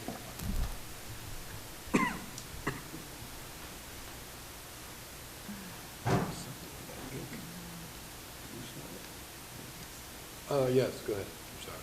The 10th, 7:30. 7:30? Yeah, we'll modify the budget schedule. And Okay. put those So on. 7:30 on March 10th. That should be a short meeting because everything should be ironed out. Oh, no, it will be. I have faith. So Thank you for your we'll adjourn this until 7:30 on March 10th. Thank you. Thank you very much. Mr. Arruda, when are you going to not be available? The week from the 3rd to the 8th, next week, and then I'm scheduled the 20th. So I won't be around from the 3rd to the 8th. Following week I will be. I mean, I'm here. All right, so you're here this week? Okay.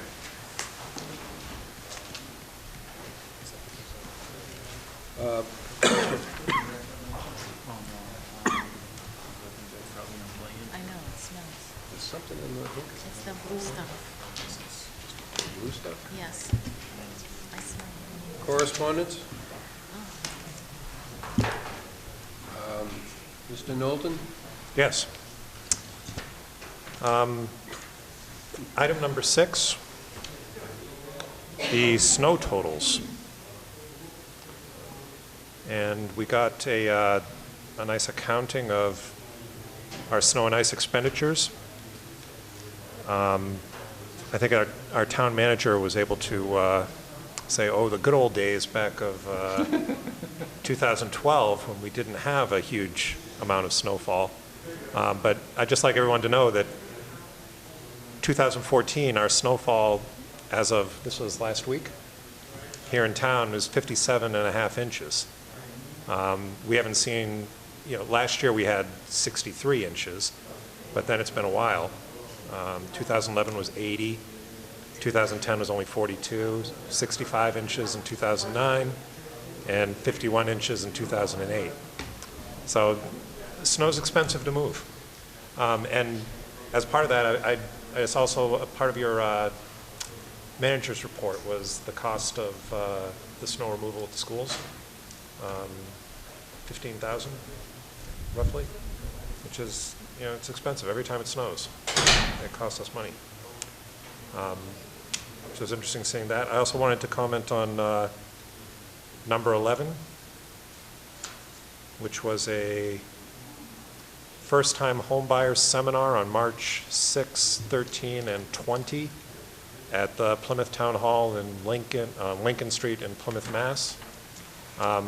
For first-time homeowners, if they go to this, graduates will be eligible for mass housing, MHP1 mortgage program and USDA financing, eligible for Plymouth Affordable Housing buy-down loans, So for first-time home owners, going through this program can be very beneficial to you. There is a $45 fee to it, but the contact to sign up would be Marie. The phone number is 508-747-1620 at extension 147, or you can sign up online at PlymouthRedevelopment.org. And again, first-time home buyers, go through this seminar and you are eligible for a lot of valuable programs. And that would be all I have. Thank you. Just like to mention number 3, the school committee has voted unanimously to turn the Green School over to the control of the Board of Selectmen so that we can control this historic building. Oops, and I just lost my everything.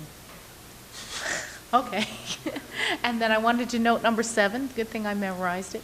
The Chamber of Commerce, I would like to thank Representative Oral for hosting a tour of the State House on April 17th. For more information about that, you can go to the Cranberry County Chamber of Commerce.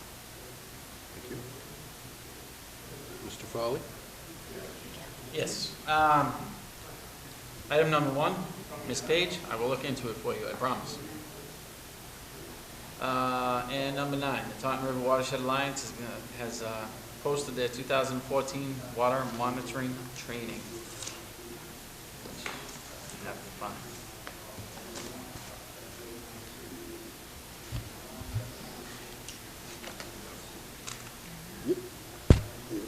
All right, I found it, but it didn't copy well. So if you go to the Taunton River Watershed Alliance website, I'm sure all the information will be there. Not in black? Yeah. So that's it for me. Kind of hard to read. Thank you. All right. I have nothing. I would entertain a motion to adjourn. So moved. Second. All those in favor? Aye. All those opposed? The ayes have it. Meeting's adjourned. Thank you all very much.